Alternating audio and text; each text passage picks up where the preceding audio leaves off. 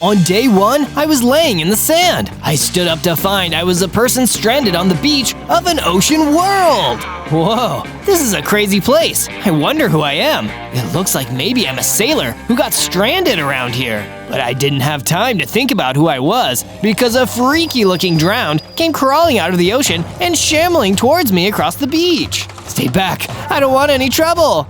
You survived the wreck. The King of the Deep won't be happy. We can't deny him his catch. King of the Deep? What are you talking about? I don't understand. Then let me help you understand. It'll all make more sense underneath the water. It's so inviting. The drowned started walking towards me. It seemed like he wanted me to get drowned too. In my panic, I hit him, and it knocked him back way further than I was expecting. Whoa, I must have knockback power on my attacks. Whoever I am, I must be someone strong. But the undead aren't that easy to beat. The drowned continued walking toward me. I really didn't want to risk getting dragged into the deep, so instead, I turned and ran off further down the beach. King of the Deep?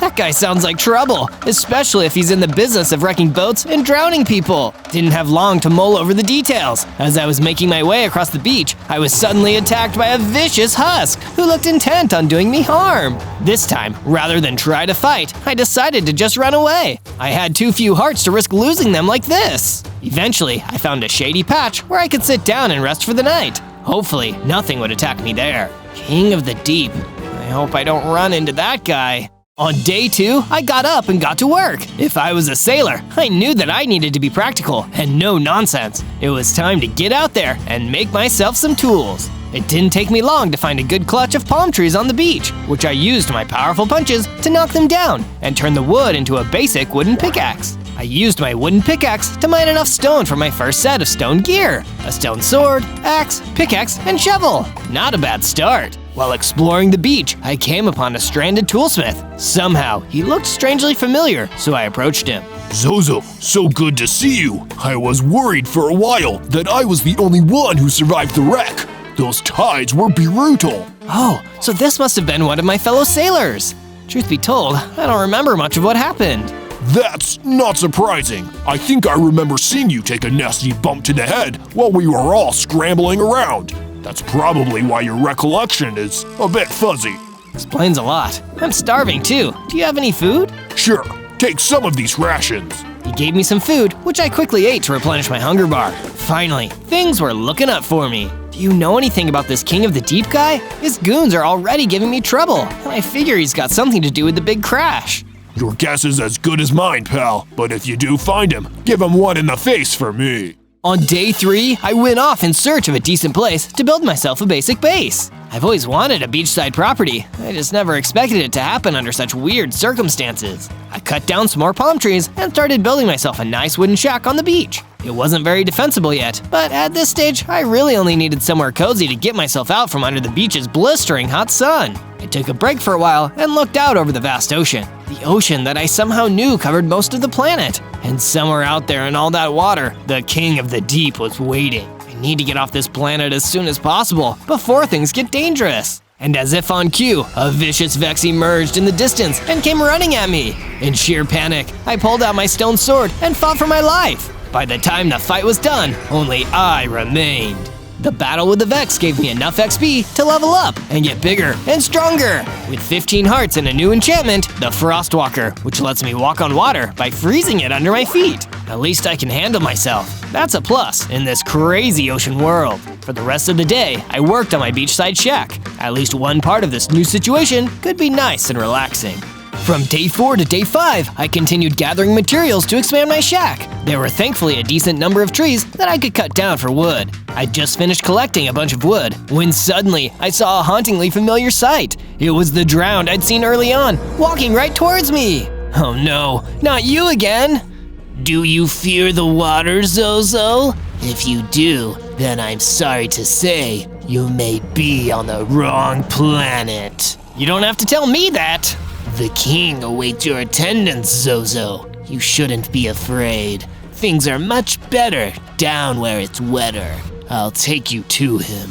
The drowned advanced towards me, but this time I was going to finish it. I pulled out my stone sword and attacked the drowned relentlessly, each one of my strikes doing bonus knockback damage. Soon enough, the drowned was defeated and destroyed. King of the Deep wants an audience with me? He better come and talk to me himself. And with that, I returned to my base. From day 6 to day 8, I managed to find a rare above water cave. It was exactly the kind of thing I needed to upgrade my gear, in case I ended up encountering any bigger threats. Well, down in the cave, I decided to construct a furnace. It seemed like a wiser choice than having it out there in the open. The deeper I went into the cave, the darker and colder it got. That's when I came across a vein of iron ore in the ground and mined it. I returned to the furnace straight after and started smelting. Soon enough, I had an iron sword and an iron pickaxe on my hands. I also made myself some iron boots and an anvil. Now I can enchant my boots with frostwalking. This is more like it. It feels good to finally be properly equipped. Couldn't have done it at a better time, because a zombified piglin immediately rampaged through the cave towards me.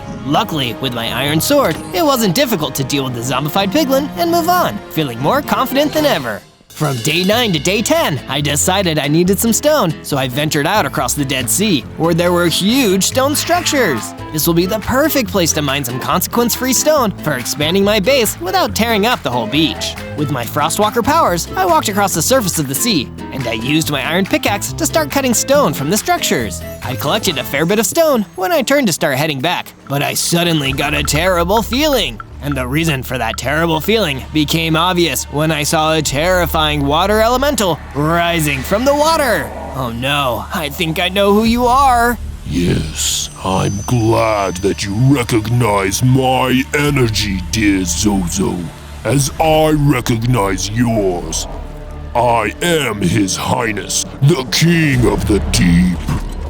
You almost came to stay with me, you know, but you rejected my gift. How very ungrateful of you. You're lying. You're a liar. I know that nothing good awaits me down there in the deep. I reject your offer. I ran forward and struck him with the sword. It did nothing. He wasn't harmed in the slightest. I struck again and again. Nothing. I knew that if I was there for a second longer, he might have dragged me down. I got into the boat as fast as I could and rowed until the King of the Deep was gone, and I was back on the safe, dry shore. Yeah, I really don't like that guy. That much is now officially confirmed. I turned and saw something charging across the shore towards me. A huge mutated bee. For a second, I panicked, but before I could attack, it started to speak. Zozo, thank goodness, you survived the shipwreck. I'm sorry, who are you? You don't remember me? I'm First Mate Benson. We're good friends. You really must have hit your head hard during the wreck. Yeah, I've heard that much. Say, why don't you come back to my base with me? I need to get a better sense of what we're up against here. You've got a base? Sweet, let's go! From day 11 to day 12, I returned to my base with Benson. Seeing as my base wasn't that big yet, I decided I needed to make it bigger. I started from scratch and built a newer, bigger version of my home. I also built Benson a whole new room, which thankfully wasn't that difficult with all the resources I'd been collecting. Take a load off, Benson. I've got an important errand to run. Sure thing, Zozo. Let me know if you need anything. Oh, and take this bow and arrows. You might need it. Benson gave me a bow. Benson, I'm sure this will come in handy. I left back into that same mining cave I'd visited all that time before. I searched until I found another rich vein of iron ore. I mined enough and started heading back toward the cave furnace I'd built above, when I saw something frightening, a skeleton jackal wandering through the cave. I'm really lucky that Benson gave me that bow. Trying to stay as quiet as possible, I pulled out the bow and unleashed a volley onto the skeleton jackal. It was defeated before it even knew I was there. Phew, that was a close one. I then proceeded to the furnace and smelted myself some more protection in the form of an iron chestplate, leggings, and a helmet. It never hurts to have some extra defense when you're going against a strong foe. From day 13 to day 15, Benson and I made a campfire outside the base and decided to spend the night standing out on the beach, watching the ocean and discussing our plans for the future. This isn't going to be easy, Benson. I faced this King of the Deep directly, and nothing I did could even hurt him. How did he get us down here in the first place? Well, it was our ship, you see. Right, yeah. We were sailing and then it crashed. I know that much. No, Zozo, it wasn't that kind of ship. It was a spaceship. We were flying through the sector, then suddenly the spaceship got a strange signal from this planet. The captain got obsessed with it, insisted on taking us down here. But when we entered the atmosphere, the captain drove the ship straight down into the water, like he was in a trance. I think the king of the deep, he took over his mind with the signal. He's the reason we're all here. Great, so he's even more powerful and dangerous than I'd thought. If he could take down our whole ship with his thoughts, then I don't know how we're gonna have any hope of beating him. I don't think we have a choice, Zozo. We've just gotta try, come what may. From day 16 to day 19, I woke up with the base feeling eerily quiet. I checked Benson's room, only to find that he wasn't there. But he left a note. It read, Zozo, I've headed out to the deep frozen ocean. I think there might be some valuable secrets there. and if there really were valuable secrets out there, I didn't want Benson to have to face them alone. I immediately went out and headed for the deep frozen ocean. Thankfully, because the water had already frozen over, I didn't even need my enchantment here. I just walked around, looking for Benson, when suddenly, an angry-looking zombie spoiner jumped out. Well, you finally arrived. I suppose you're looking for your buzzy friend. What did you do to him? I gave him a nice little nap under the ice. It's very refreshing down there. You monster! I'll break him out! There's no escape for you or him. This is what happens to those who defy the king of the deep.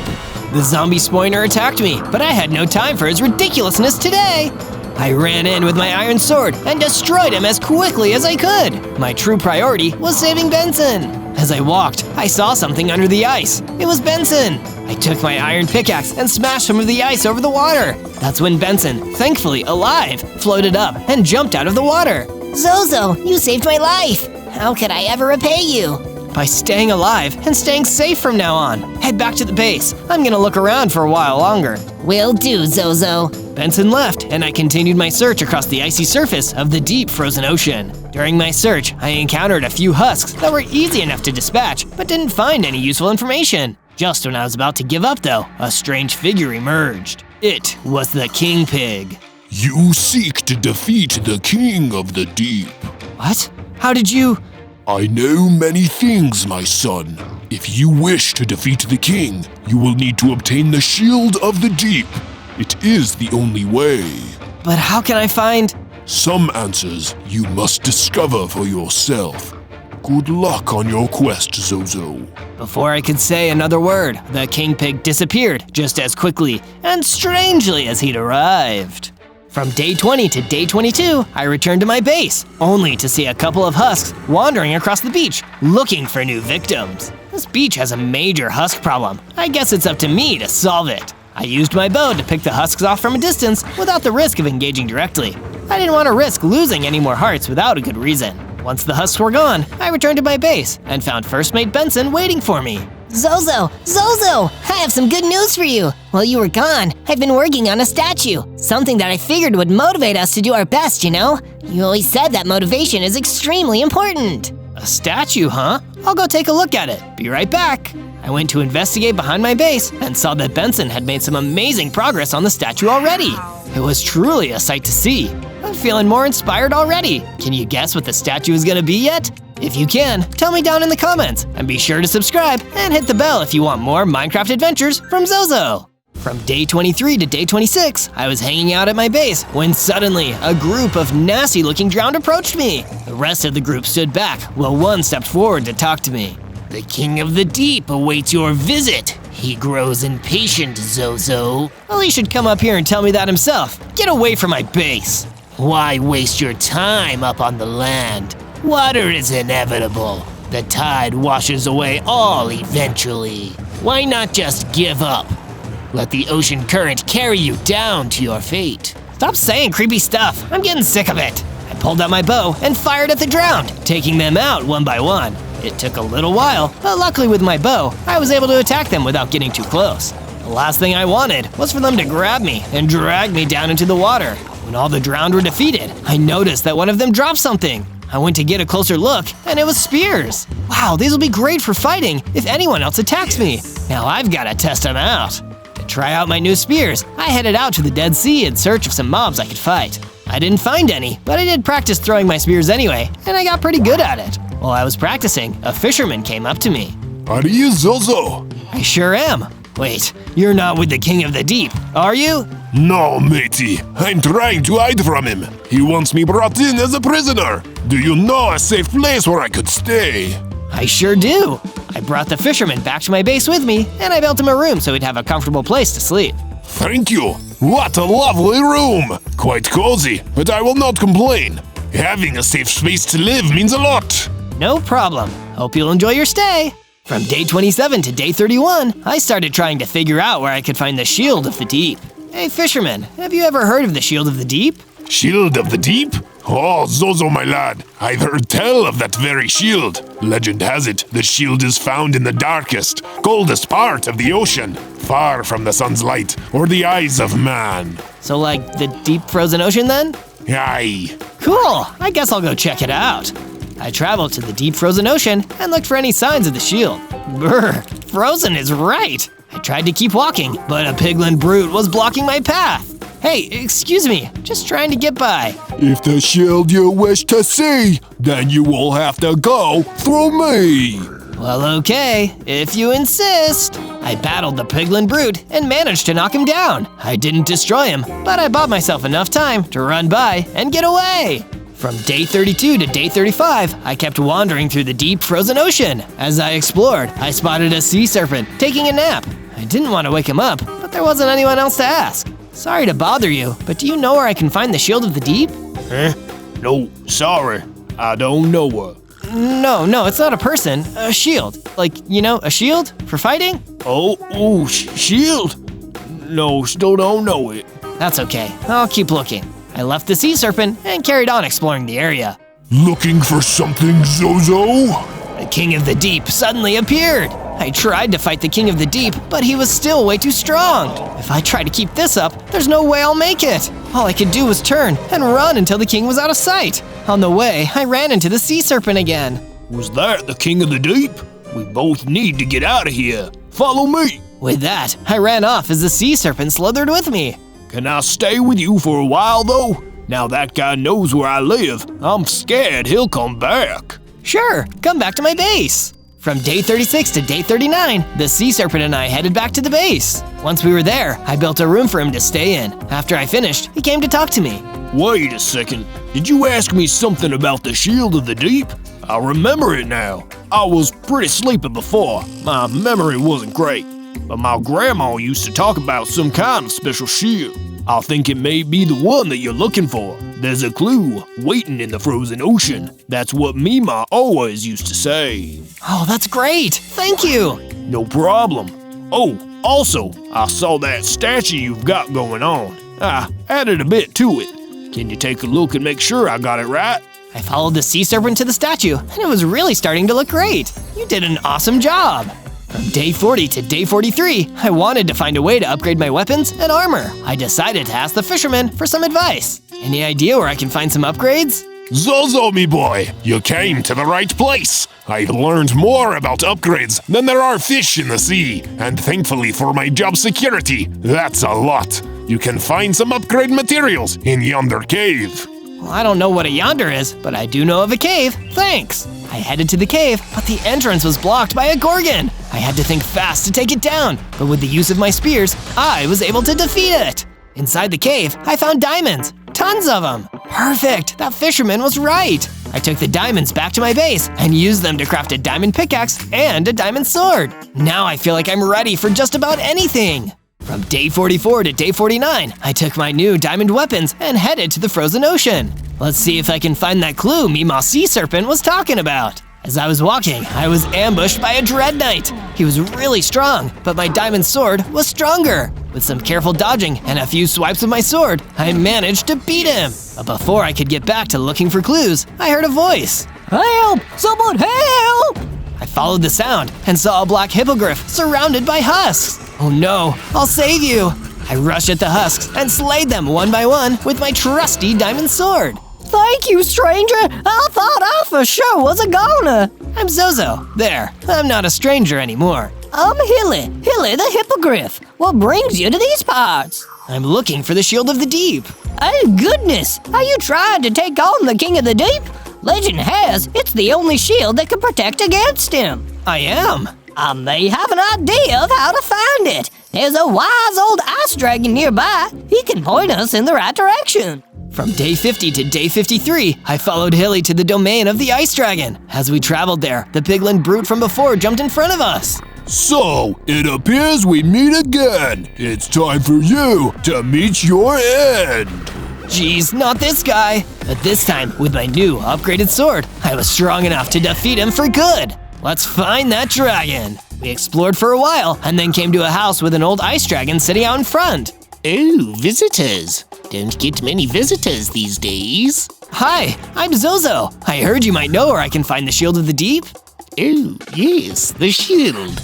Well, last I heard, it was being hoarded by a mutant hoglin. Really mean fellow. I'm not sure where he's keeping it, though.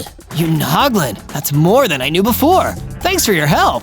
From day 54 to day 57, I returned to my base to figure out what to do next. When I got there, I saw my friends had been adding onto it while I was gone. They added some guard towers, some shelves, and some banners. This place looks great. The guard tower will keep us safe, the barrels add storage, and the banners look so cool. Thanks, everyone. No trouble at all.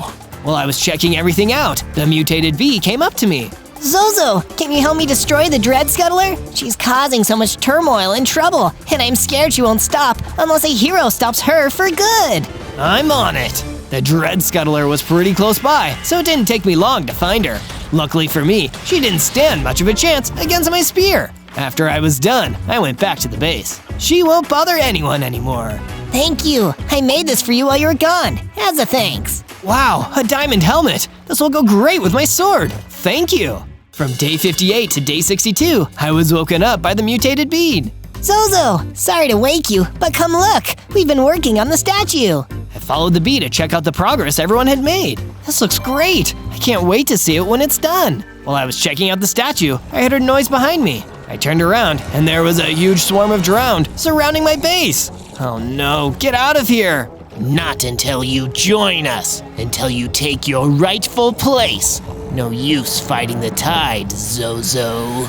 No! I fought the drowned one by one, but there were so many of them. Before I could stop them, they knocked the fisherman to the ground. I defeated the rest of the drowned, but it was too late. The fisherman was gone. I won't let them get away with this. From day 63 to day 66, I returned to the frozen ocean. I'm more determined than ever. They hurt my friend. This is personal now. Well, even more personal than it was before. As I was exploring, I stumbled on a book. Hey, Book of Maritime History. I wonder what that means. I opened the book and started to read. It says the Shield of the Deep is hidden on the beach. That must be where the mutant hoglin took it. As I was reading, a drowned snuck up behind me and attacked me. But I was quick, and I got my sword ready and fought back. Pretty soon, he was toast, and I was ready to continue my search. From day 67 to day 70, I traveled to the beach to look for the Shield of the Deep. Oh hey, I recognize this place. I've got a pretty good feeling about this. Who goes there? Uh-oh, I forgot about the mutant hoglin. He was huge, and he looked really strong. But if I wanted to get that shield, I had no choice but to fight him. Any chance you'll let me go by and get that shield? Nope. Draw your sword and battle me. So I did. Jeez, he's really tough. I'm not sure I'll be able to beat him. I fell back until I could barely see the beast in the distance. To my surprise, a drowned ran up, but he didn't attack. Be not afraid. I'm not here for you this time, Zozo. I'm here to destroy this worthless hoglin. What? We both have an interest in retrieving the shield. I stood back out of the way as the drowned fought the mutant hoglin. Eventually, the hoglin picked up the shield and ran away as the drowned chased after him.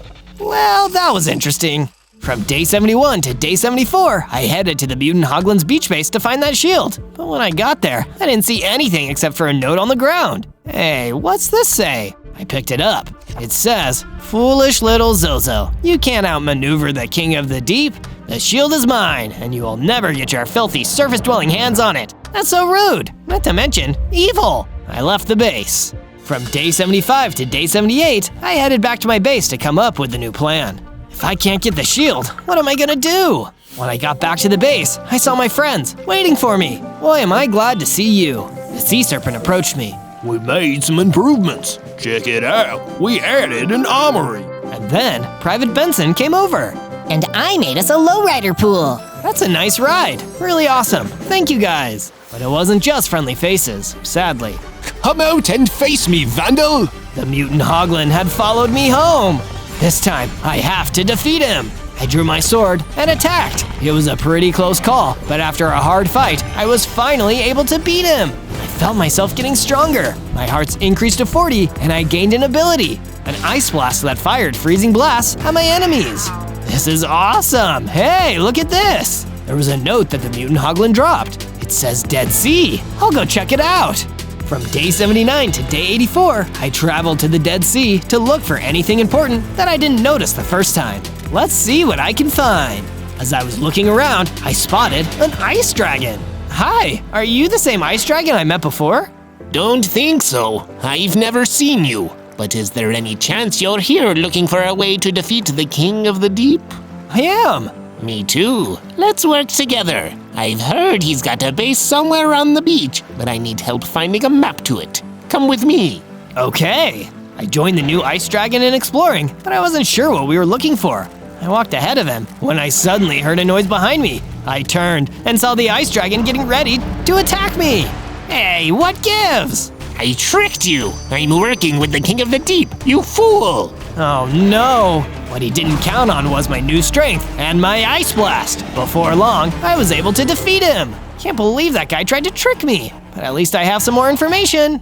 From day 85 to day 89, I decided to go back and visit the Black Hippogriff and see if he had any more helpful information for me. When I reached the frozen ocean, I headed to his house. Hi again. Zozo, welcome back. How's the quest to defeat the King of the Deep going? Well, I've been trying to get the Shield of the Deep, but he got to it first. Now I don't know what to do. Oh no! Well, I might have an idea for you on how you can get it back. The King of the Deep is a water elemental, so he's vulnerable to ice attacks. If you have any way to freeze him, that could slow him down long enough for you to steal the shield back. Wait, I have Ice Blast. That's perfect. Thank you so much. Happy to help. Good luck, Zozo. From day 90 to day 94, I decided to gather some materials to upgrade my gear before I finally went to confront the King of the Deep. So I headed back to the cave to see what else I could find. Oh hey, a chest! I wonder what's in here! I opened the chest, and it contained a netherite ingot! Whoa, this stuff is pretty rare! I gathered up the netherite ingot and approached the smithing table next to the chest. I added the ingot to my diamond sword to create a netherite sword! This is amazing! If I can get my hands on the shield, I'm sure I can use this to win! From day 95 to day 97, I took my new sword back to my base. When I got there, my friends were waiting for me. Check out my new sword! That's great! We have something to show you, too. The statue is almost done, but we wanted you to put in the last two pieces. I followed them to the almost finished statue. Private Benson gave me the last 2 gold blocks to put into place. When I was done, I took a step back and got a good look at it. Wow, it's King Neptune! This is amazing! Looking up at this statue of the real King of the Ocean, not that bully of a water elemental, it reminds me what I'm fighting for. Thank you so much for building it. On day 98, I was preparing to head out and finally face the King of the Deep for our final battle. As I was getting ready, the mutated bee came to talk to me. Zozo, I've been thinking. I want to come help you with this fight. You shouldn't have to face the king alone. Are you sure? It's gonna be dangerous. What's life without a little danger? It'll be worth it. Thank you. On the way out of the base, I ran into the sea serpent again. I'll be here waiting for you guys when you get back. I know you'll win. You're a hero, Zozo. You're always having amazing adventures on this channel, and if you want to see more of Zozo's adventures in Minecraft, make sure to subscribe.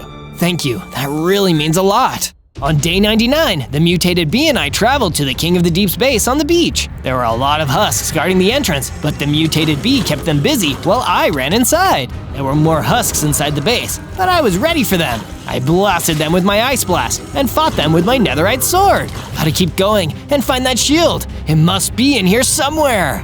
On day 100, I continued fighting my way into the King of the Deep's base. I fought the husks on the walls, and after defeating them, my hearts increased to 80, and I gained the Energy Blast ability. Great, now all I need is that shield. You mean this shield? I turned around and saw the shield, but it was being guarded by a big, powerful drowned. Hand that shield over. Never! It belongs to the king now, as all things soon will. The oceans will rise and claim the land, and all who walk upon its shores. Not if I have anything to say about it. I fired an energy blast at the drowned, then followed it with a blast from my ice blast, and finished him off with my sword. Finally, the shield of the deep! I'm ready! I grabbed the shield and made my way down to the king's throne room. I opened the door, and he was there waiting for me. Before I could attack, he started to transform. He grew bigger and stronger, evolving into a much more powerful version of himself. You don't scare me! No? Well, I should. Your defeat shall be swift. I fired my ice blast at the king of the deep, freezing him long enough for me to attack with my sword. He knocked me back with a hard hit, but the shield protected me from the damage, as well as giving him a harming effect from the spikes. We continued fighting for a while. I used all the abilities I had. The energy blast, my shield, the ice blast. After a lot of fighting, I felt a surge of power, and my hearts increased to 100, and I felt myself getting stronger. I knew I could beat him. I shot my ice blast, trapping him, and with one more swipe of my sword, defeated him! Time to wave goodbye to the king of the deep. Get it? Wave? Like the ocean? On day 1, I spawned in as a normal guy. No wait, I'm a Navy SEAL. Awesome, I'm a trained warrior. But wait, what's this? I looked closer and saw I barely had any hearts and no armor. I was just a recruit. It looks like I haven't even been trusted with a weapon. Bummer. I guess I better take a look around and see what I can find. I took a peek around the deck and saw that the ship was pretty empty. This was a huge ship. It was kind of eerie, nothing seemed to be going on. And as I looked around, I noticed there wasn't any land nearby either. What do I do now? Well, I'm a Navy SEAL. I should know how to swim, right? I walked over to the edge of the ship and jumped into the water. I swam around the anchor for a bit, but didn't see anything else around. Suddenly, I heard some movement in the water behind me, and I was attacked by a shark. Shiver me timber, it's a great white! The shark bit at my ankles as I furiously swam toward the anchor. I grabbed onto the chain and clambered up as the shark snapped furiously below. Soon, I reached the top deck. Yikes, I guess I'll be staying out of the water for the time being. Sometime later, the sun was beginning to set. As I watched the sunset, there was suddenly a huge explosion. Whoa, what was that? I headed off in the direction of the blast. As I moved across the ship, I saw there was a huge hole blown in the top of the deck. As I got closer, I saw it was filled with zombies to attack. There were zombies on this ship? Things just got interesting. The zombies were determined to eat my friends, but I was actually well trained in handling combat, so I managed to fight them off. One of them also had dropped a stone sword, which I made quick use of. As the last zombie disappeared, I noticed it had dropped something. What's this? It looks like a flashlight. I can use this to navigate the inside of the ship. I settled myself down for the night and couldn't help but think, where did all the zombies come from? Did they used to be SEALs too? On day 2, I felt like I had no choice but to start exploring the hole left behind from the explosion. I didn't love the idea of going into a hole that was full of zombies before, but what other choice did I have? It's pretty dark down here. I better use that flashlight. The flashlight let out a little bit of light, and I set off into the darkness. As I walked the corridors, I couldn't help but get the feeling something was watching me. What's that? I looked toward one of the doors. I could have sworn I saw something. This place is giving me the creeps. I kept moving through the maze of tunnels when I heard a squeaking up ahead. Okay, I definitely heard something that time. I got a little closer and was attacked by a bunch of rats. These were no ordinary rats though. Their flesh was rotted and their eyes glowed with a red hue. I quickly took them out. I've got a bad feeling about this. I continued down the hallway but could hear another sound up ahead. It sounded like some heavy thuds. Maybe some kind of machinery? I kept going when suddenly the source of the noise came into the light. It was a giant zombie. Uh-oh. The zombie hit me as I ran away. There's no way I could take this guy on. Just ahead, there were some open doors, and I quickly ran inside. As the zombie chased me, he hit the wall, smacking his head. This is the exact situation where a brain comes in handy. He let out a low groan and stumbled away from me. That's when I noticed he dropped something. I picked it up. Whoa, night vision goggles. These could not have come at a better time. I was getting really tired of being surprised in the dark. After I put them on, the whole ship was lit up. Nothing is gonna sneak up on me now.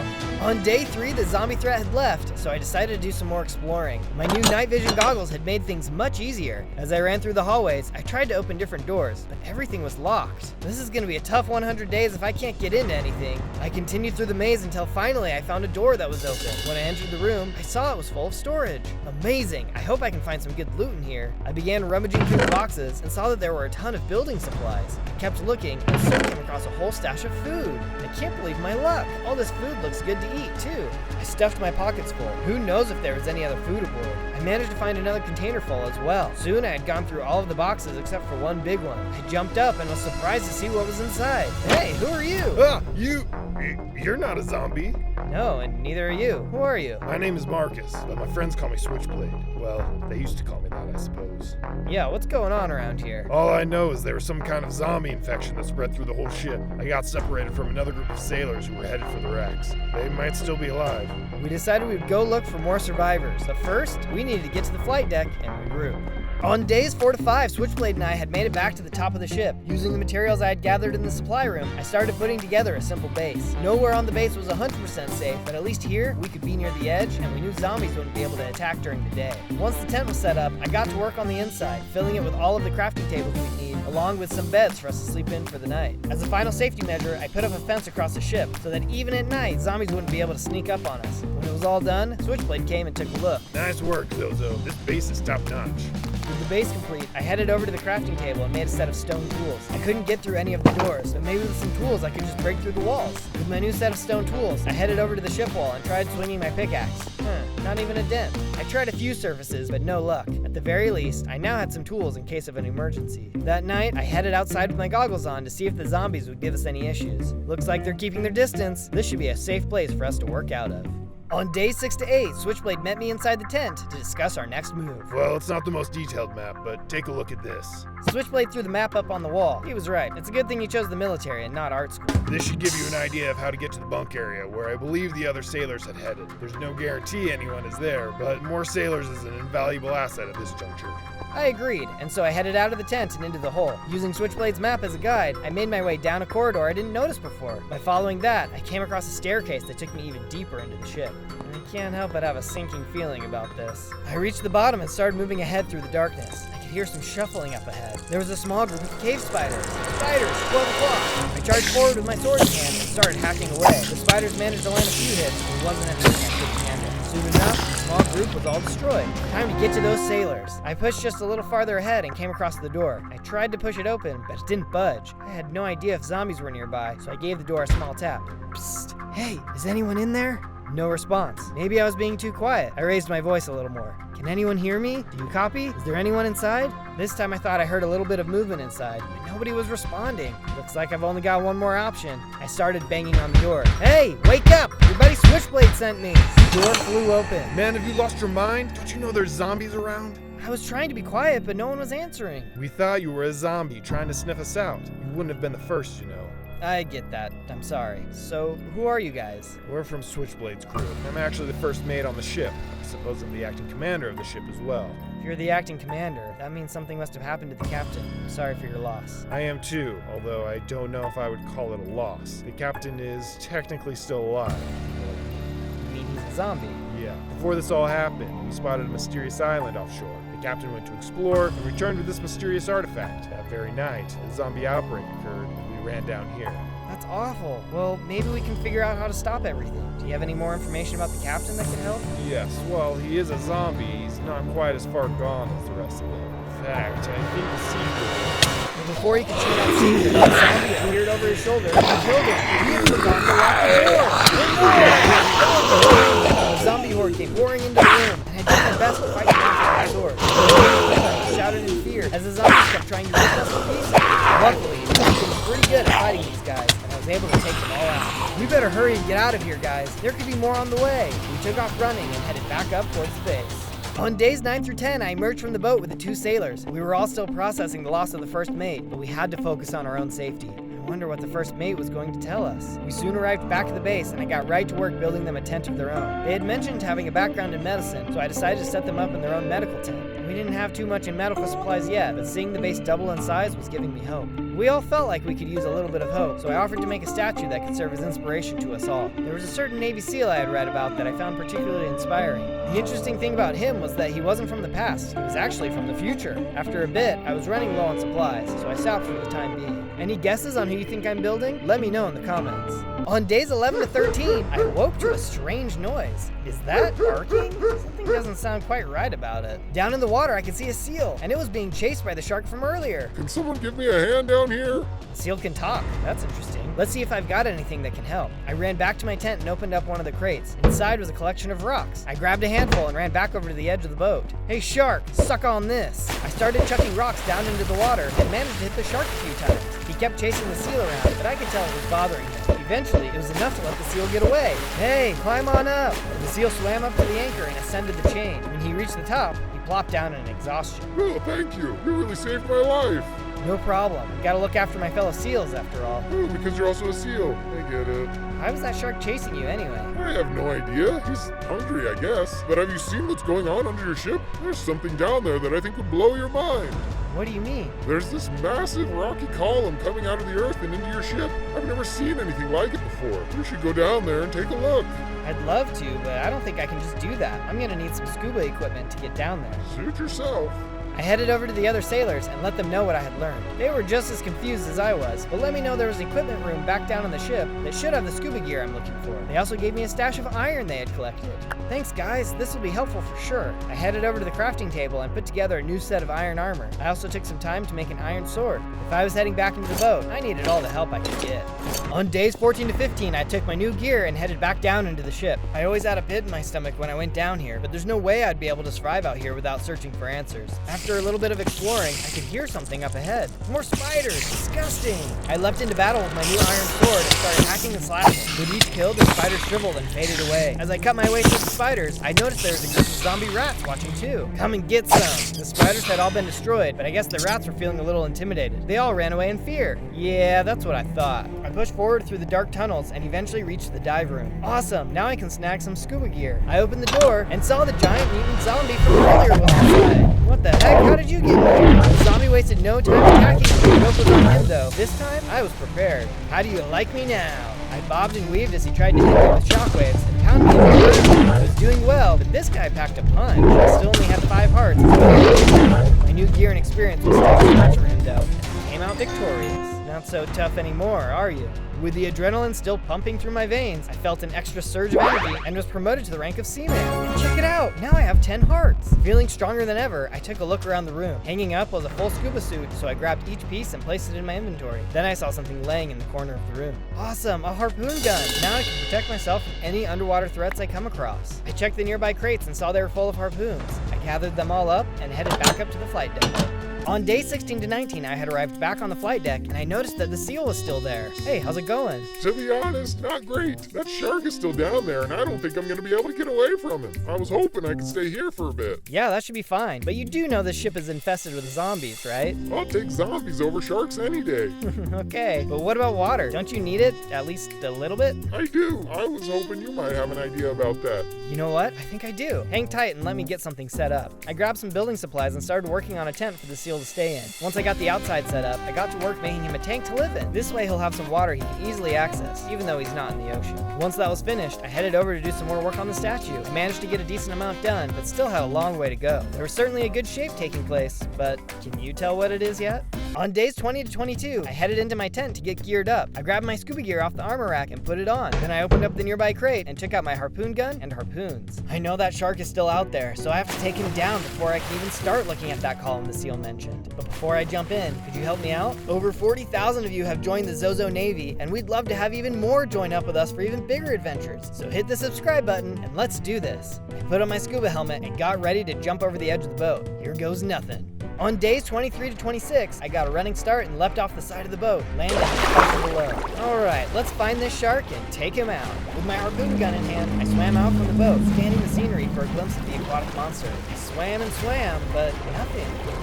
Maybe the shark left after all. I didn't see any sign of him anywhere. Just when I was starting to feel safe, ouch! You're gonna pay for that! I took aim with my harpoon gun and fired. I was able to hit him, but he showed no signs of slowing his attack.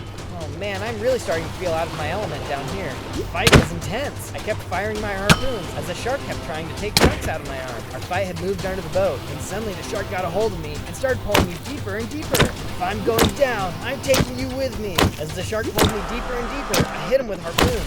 I managed to get several hits in, but suddenly I heard a hissing noise as one of his teeth punctured the oxygen flow in my helmet. I'm too deep to go without oxygen. What am I gonna do?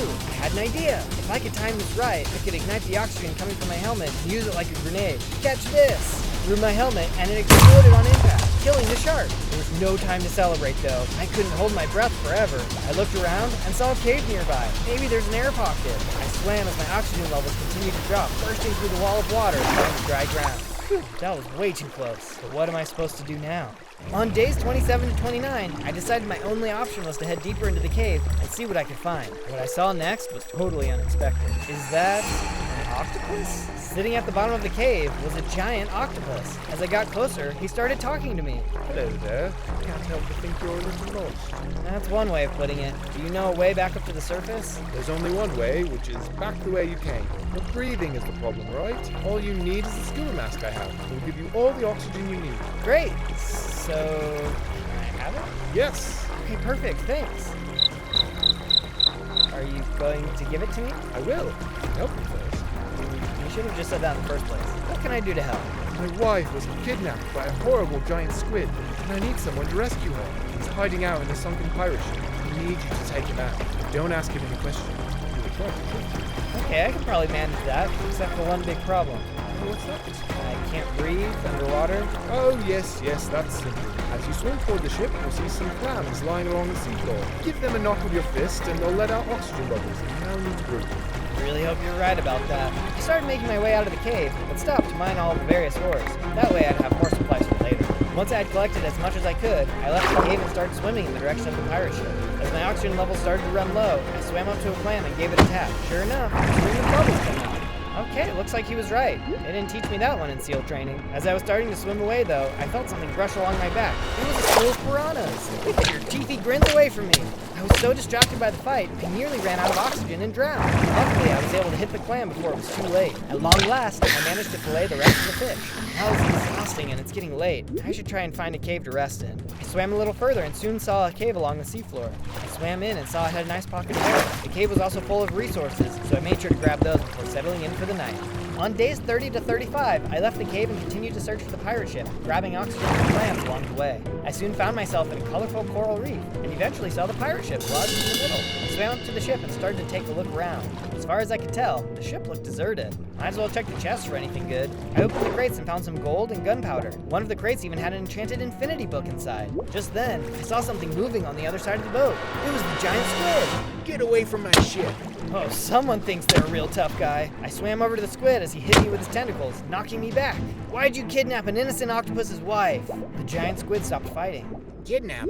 Innocent? Wait a second, I think you have the wrong idea. The octopus told me you would try to trick me. Nothing you say can change my mind. Just then, the octopus's wife popped up. Wait, hear us out. My ex-husband was lying to you. Okay, this was definitely a plot twist. What was going on? First things first, though, I had nearly run out of oxygen. I quickly punched a clam as the octopus's wife began to escape. My ex-husband was so evil. He was mean and killed humans for fun. That's where he got that scuba mask he has. My squid friend here helped me to escape. Friend? I mean, yeah, we're friends, but Molly, I thought it was more than that. Not now, Jerry. Look, let's all head back. I think together we can teach Chad a lesson. His name is Chad? Say no more. Let's go. Without delay, we all took off for Chad's cave. We soon arrived after a bit of swimming.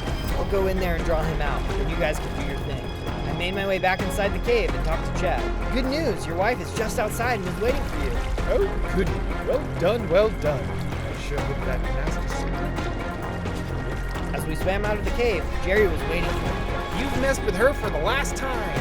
Oh, you're still alive? Don't hurt me. I watched as Jerry smacked the octopus and swam away. The guy was squirting ink all over the place. How embarrassing. As those two swam off, Molly headed inside the cave and grabbed the scuba mask out of her chest. Here you go, Zozo. I think you've earned this. She tossed out the mask, which I quickly grabbed and put on. Just in time, too. I was nearly out of oxygen. Thanks, Molly. You guys take it easy down here. On days 36 to 40, I was planning on heading up to the surface, but took a moment to check out the column attached to the ship. This column doesn't look like something the ship ran into. It looks like the column grew and ran into the ship. Something fishy was definitely going on, but I needed to get back up to the ship to talk to the crew. As I climbed aboard, I saw the base was under attack. The sun hasn't set yet. How are zombies attacking now? As I got closer, though, I saw they weren't zombies at all. They were some kind of aquatic humanoid monsters. They were much stronger than the zombies. Look, you guys stink. But more importantly, where did you come from? I was able to keep myself from taking too much damage and noticed that some of them had dropped sapphires. But at long last, the monsters were all defeated.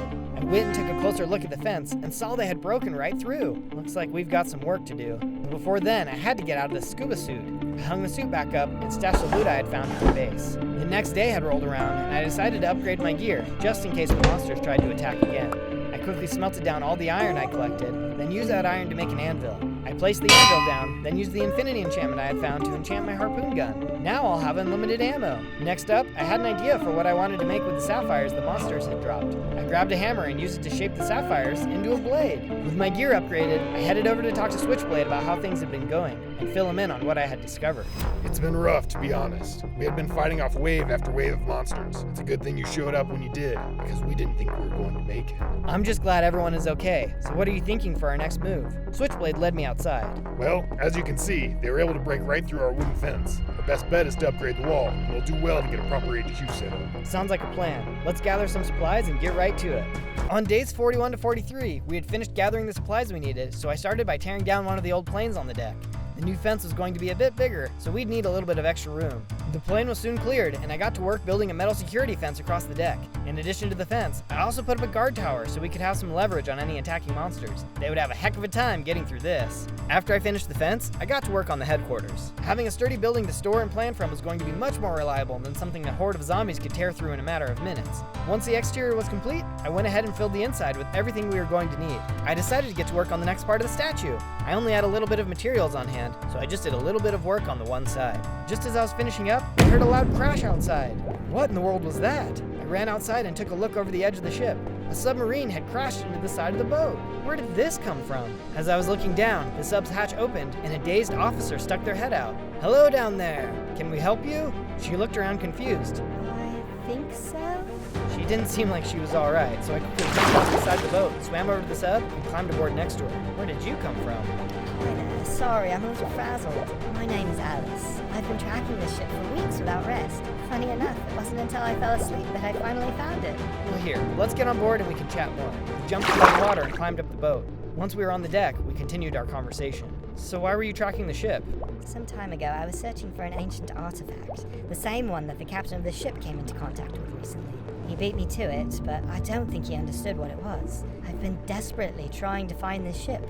Not because the artifact is valuable, which it is, but because we need to destroy it, and I'm the only one who knows how to do that. Yeah, you're telling me. That artifact seems to be the source of all the problems here. We're more than happy to try and destroy it. Just then, the seal flopped over. Zozo, something about this all seems off to me. What do you know? You're just a seal. I'm a trained submariner. Yeah, a trained submariner who just crashed their sub. Okay, you two, calm down. Look, we know there's something weird going on, and this could be a shot to fix it, or at least end it. What do we know about the artifact? Well, the captain probably has it near him, up in the control tower, so we should focus on getting to that. Okay, sounds good. The doors are all locked, but maybe the other sailors know a way around that. I headed over to talk to the sailors. There was good news. There was actually a master key to the entire ship. The bad news, though, was that the key was most likely in the armory, deep in the belly of the boat. Well, I figured I'd have to go back in there at some point. We'll get this done. On days 44 to 49, I headed back down into the ship. As I navigated the curving passageways, I heard the shuffling of my head. Here we go. The zombies came screaming around the corner, but they were no match for my new sapphire sword. I was able to quickly overpower these guys, but how would it hold up against a group of those monsters? With the zombies out of the way, I headed deeper still into the ship. Soon I found myself in a room full of different internal mechanisms. I could hear something in the room ahead. Sounds like more zombies, but something is different. I poked my head through the doorway and could see one of those monsters leading zombies around. Is he commanding them? I very quickly found the answer to that question because the monster caught sight of me, let out a growl, and all the zombies charged. Don't listen to him, he's the enemy, not me. I tried to get at the monster, but the zombies moved almost like they were protected. I had no choice but to fight them off first. Get back to those heads. Soon enough, the zombies were all destroyed, and I was able to engage the monster. He was strong, but he couldn't do much all by himself. Soon enough, he was taken down too. A familiar rush of adrenaline came pouring in, and I could feel myself getting stronger. I suddenly gained 4 more hearts and was promoted to a petty officer. More health and strength. Nice! On days 50 to 53, I kept making my way to the armory. Soon, I could see the door, but outside of it was another one of those monsters.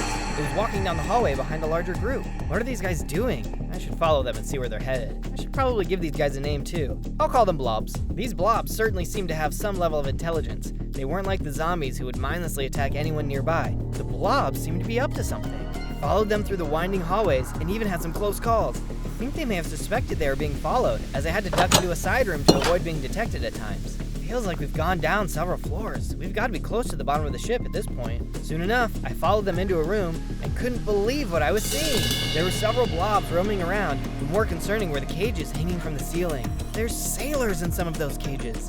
It something is turning them into zombies.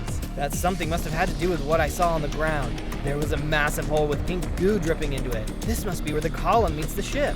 So the column must be hollow. It's a tunnel of some sort. Before I could get any closer though, one of the blobs noticed me and attacked. I needed to fight him off. You can see I had all of their attention now. I don't know what's going on here, but I don't want to end up in one of those cages. I booked it out of there.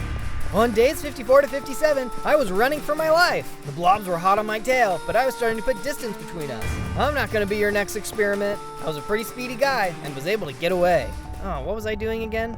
Oh yeah, the armory. Soon enough, I found my way back to the armory and headed inside. Oh man, why did they tell me about this place before? The armory was full of all kinds of good stuff.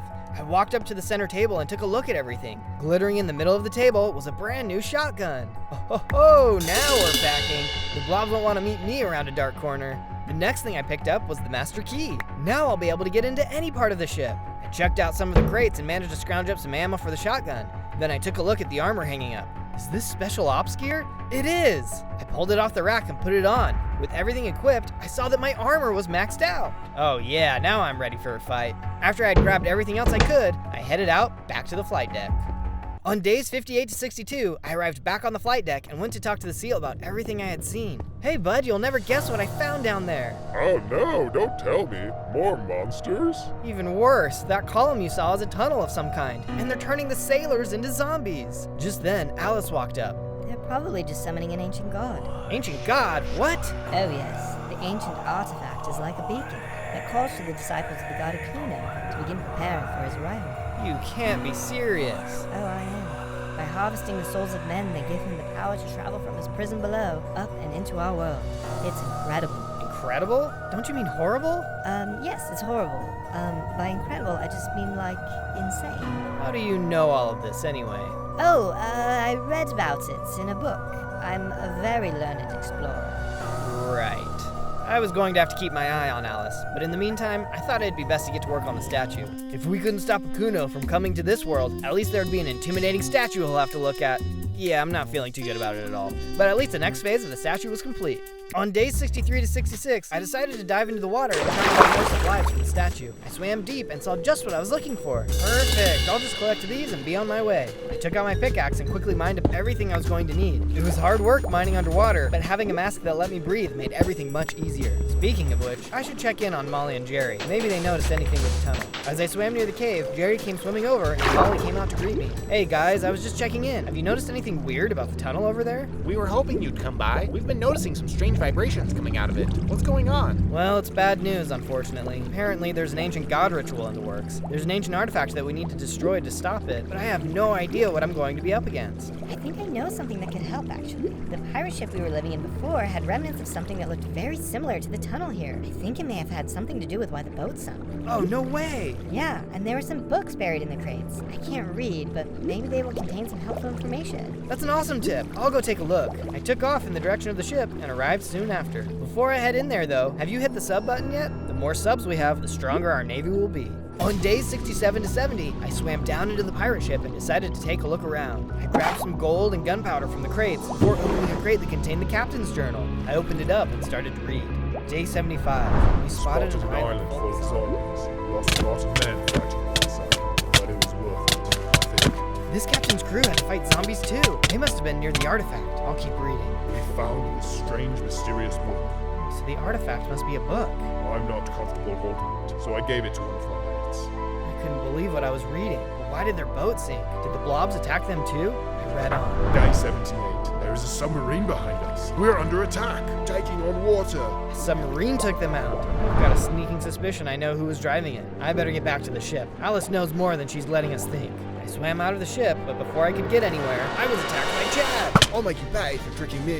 Tricking you? It's not my fault you're a jerk. Chad was surprisingly strong, but he didn't know I had gotten stronger too. Jerry should have finished you when he had the chance. I swung my sword and finished him off. He wasn't going to be bugging anyone now. On day 71 to 74, I returned back to the ship and climbed back up on board. As I climbed aboard, Alice came running up to me. You're back. I'm so happy to see you're okay. Did you find anything interesting? I wanted to confront her about everything, but we didn't know what she was trying to do. There was still a chance her intentions were good, even if she took down a ship. No, unfortunately, I didn't find anything. Looks like our best bet is to try and confront the captain. Oh, I'm so sorry to hear it. Best of luck fighting the captain. Just remember, grab the artifact and bring it to me so I can destroy it. I headed over to the command tower and unlocked the door with the master key. As I entered the tower, I was immediately attacked by a group of blobs. These guys have been here so close to our base. I had no idea. Using my shotgun, I was able to mow them down pretty quick. They didn't stand a chance against a ranged weapon. I then made my way to the next level and was met by another pack of blobs. It was a tight space, so they managed to get some hits in, but by using the table, I was able to get a little bit of space and finish them off. That was a close one. Now to find the captain. Maybe these guys were just holding him prisoner. On day 75 to 78, I reached the top floor and saw the captain looking out over the base. There was a strange glow about him, but he looked okay. Captain, I'm here to rescue. Oh no. The captain had turned around, and I could see he was mutated like the other sailors. The glow must have been coming from the artifact. Akuno will return. Akuno is master. Akuno will rule this world. Captain, you've got to break free. We can stop him. The captain was too far gone. He wasn't hearing a word I was saying. Akuno requires your soul. Just then, the captain pulled his gun and started firing. No, I don't want to fight you. I didn't have a choice. If I didn't fight, he would kill me and use me to attack all my friends. The captain was a good shot, but I was a trained SEAL. Sorry, but this is gonna hurt. I noticed that the captain had started throwing some kind of energy ball at me. It must be a power he got from the Kuno. We can't allow this kind of dark magic in our world. Hang on to your hat. I'm sending you to the underworld. I took aim and blasted my shotgun one final time, sending the captain to oblivion. After he disappeared, I saw a book laying on the ground. It had to be the artifact, the Necronomicon. Now that just sounds evil. I'm not opening this thing. I can't risk getting sucked into all this madness. Let's see if Alice can actually destroy this thing, or if she's up to something else entirely. On day 79 to 84, I made my way down the tower and headed into the HQ building to meet with Alice. She could barely contain her excitement when she saw me walking up. Zozo, you must have it. I can feel its energy. Quickly, give it to me. Hang on a second. I can't give this to you until you explain to me exactly how you plan to destroy it. Don't worry about that. Just give me the book. Suddenly, a glow appeared around Alice. She was possessed by the book too. Alice leapt forward and tried to grab the book from me. Alice, get a hold of yourself. This book will destroy the world. Akuno promised me power to protect his book. I won't let you stop me. Looks like she was pretty determined, but the seal and I were ready. Pull it! The seal flipped a switch on the wall, which dropped a cage on Alice, trapping her inside. Now listen, you're gonna have to stay here until we can figure out how to destroy this thing. You'll never destroy it. The only thing that can destroy it is Akuno himself. You'll never win. Kuno himself? I ran outside to chat with the seal. Well, it's not looking good. I think the only option is to enter the tunnel and find this Akuno. I'll have to try and trick him into destroying the book somehow. It looks like it's our only option. The seal agreed. On days 85 to 89, I started tearing down the security fence so I could replace it with an even better one. If I failed in my mission, it meant Akuno was headed for this world, and my friends were going to need a fighting chance. After a bit, the new fence was finished. I also needed to finish the statue, so I dove off the ship to go and mine out the remaining supplies I would need. I swam to the bottom and found a deposit of materials I could use. I mined them out, then brought them back to the ship. Then I headed into my camp to grab some supplies to upgrade my weapons. First, I crafted a workbench and set that down. Then, by using the workbench, I crafted some additional shells for my shotgun. To finish up, I then crafted a stock for it as well. Well, I'm about as powered up as I can be. Now I just need to finish that statue, and we'll be on our way. On days 90 to 94, I got started on the last section of the statue. By now, I'm sure you can tell who it is. So, what do you think? Did you guess it correctly? He's a big hero of mine, and hopefully he can inspire the next batch of recruits. With the statue complete, I headed down to have a quick chat with the seal. Hey buddy, I just wanted to say thanks for all your help. And here's something to show my appreciation. You're an honorary Navy SEAL too.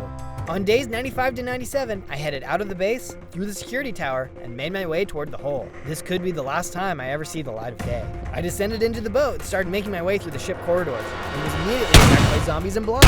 Whoa, these guys were ready for me. Kuno must have been coming for him. By using the shotgun, I blasted my way through the first level of the boat. I was having some close calls, but managed to get through relatively unharmed.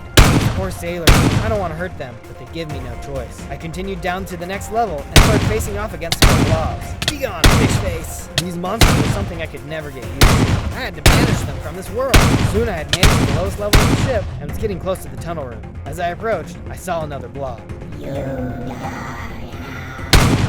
He was bigger than the others and had a strong glow around him. He must be their leader. By using my sapphire sword, I managed to get some hits in, but he was hitting back too. Oof. Yeah, this guy is way more powerful than the other ones. He was using a trident that was stronger than anything I had faced yet. It might be time to try something new. I pulled out my shotgun and worked on creating some distance between us, but it was difficult in tight space. Get a load of this. I kept firing away and finally All the zombies were gone. I kept on him until at long last, he was defeated. As he disappeared, I got that familiar surge of adrenaline and grew in size. And check it out, now I have 20 hearts. Feeling better than ever, I entered the room and was immediately swarmed. I started fighting off all of the enemies, but there was a lot of them. I had no choice but to hurry and jump into the hole. Here goes nothing. I jumped into the hole, falling for what felt like forever. But eventually I hit the ground with a thud and blacked out. On day 98, I woke up laying at the bottom of the hole. Oh, that didn't feel so good. Where am I? I took in my surroundings and saw I had fallen into some kind of deep cavern. Just ahead, there is a portal. That must take me to a Kuno. I don't like the look of that, but I know that with support from you and my friends, we can do anything. I took a deep breath and ran headfirst into the portal. On day 99, I appeared in what looked to be an entirely different dimension. Whoa, this place is insane. It's almost like I'm underwater, but I'm not. Up ahead of me, I could see a huge otherworldly temple. That had to be where a Kuno lived. My gun in hand, I ran forward into the temple. As I ran into the building, I could see a Kuno waiting for me. Akuno, you thought you could come to my world and destroy everyone, but instead it's me coming to yours to destroy you. Akuno didn't seem surprised at all. Catch me off guard. Please, you've been a pawn in my plan this entire time, just like all the other foolish humans. What did he mean, a pawn? That book can allow me to influence anyone who reads it, but I can't travel to your dimension without it. And now you've brought it straight to me, just in time too. I understand my minions have nearly completed preparing an army for me.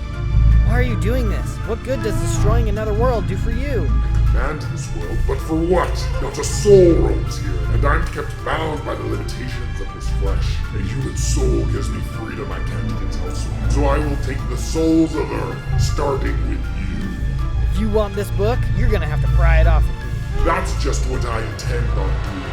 I immediately opened fire with my shotgun. It didn't seem to be doing anything. Pathetic. Your human weapons are no match for my magic. You'll never break my enchantments. I fired a few more shots, but he was right.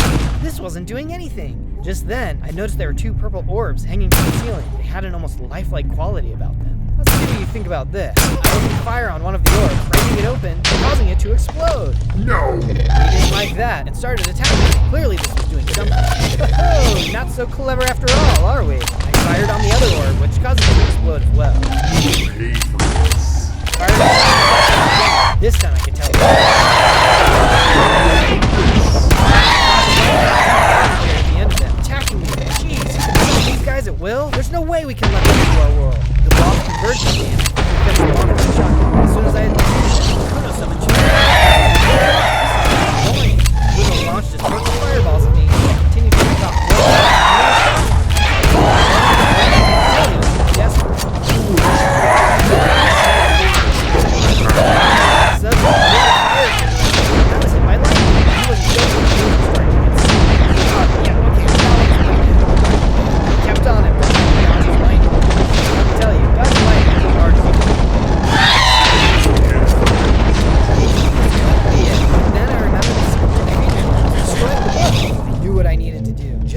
a ring of fire appeared around me, and I jumped back. Lightning struck the boat, destroying it. No! Akuno erupted in an explosion and was destroyed. I did it! I heard some rolling thunder, and suddenly a bolt of lightning came out of the sky, teleporting me away. What now? On day 100, I appeared at the top of the hole, back on the ship. Inside of the cage in front of me, I saw one of the zombies start to change. But this time, he changed back into a sailor. Oh, hello? What's going on? Hang on, I'll help you. I jumped up to the cage and busted the sailor out. There were several other cages around the room, so I hurried and broke out all of the other trapped sailors as well. As I did so, I explained everything to them. They were all pretty confused, but I led them up to the flight deck so they could get some rest. With the sailors all safe in their bunks, I met back up with the seal and switchblade. You did it, Zozo. On behalf of the crew, I can't thank you enough. Alice is feeling better too. Just then, Alice walked up. The seal was right. She was looking normal. Oh, Zozo, I feel so awful for everything I've done. But I'm so glad you were here to save the day. Our seal friend here and I are going to go adventuring together. This time I'm not going to be reading any scary books. I'm just glad everything is back to normal, and thanks for everyone's help. I can't wait to see where our adventures take us next. On day 1, I spawned in as a cute and not so ugly little duckling. I'm so tiny, I've only got 2 hearts. I guess that checks out. I'm not strong, I'm just a square of fluff. At least I can fly. Nope, I can't fly yet, but I can swim. And check out my duck family. I've got a mama duck and a bunch of duckling siblings. They were all swimming in a pond. Hey guys, wait up for me. Wow, this sure is peaceful. Just paddling along. My siblings and I had a great time splashing around together and following Mother Duck around. We didn't even run into any trouble. As the sun set that night, we made a little shelter and all huddled together to go to sleep. Maybe this will be an easy 100 days of survival. Hey, a duck can dream. On day 2, we were all awoken by the sound of loud barking. I looked around and saw we were surrounded by some mean-looking dogs. Our little duck shelter was super weak. The dogs got right in and started attacking us. Oh no! I would have to be brave. Feel the wrath of my mighty beak. I tried to fight back, but I instantly realized that a little duck stands no chance against big mean dogs. We would have to make a run for it.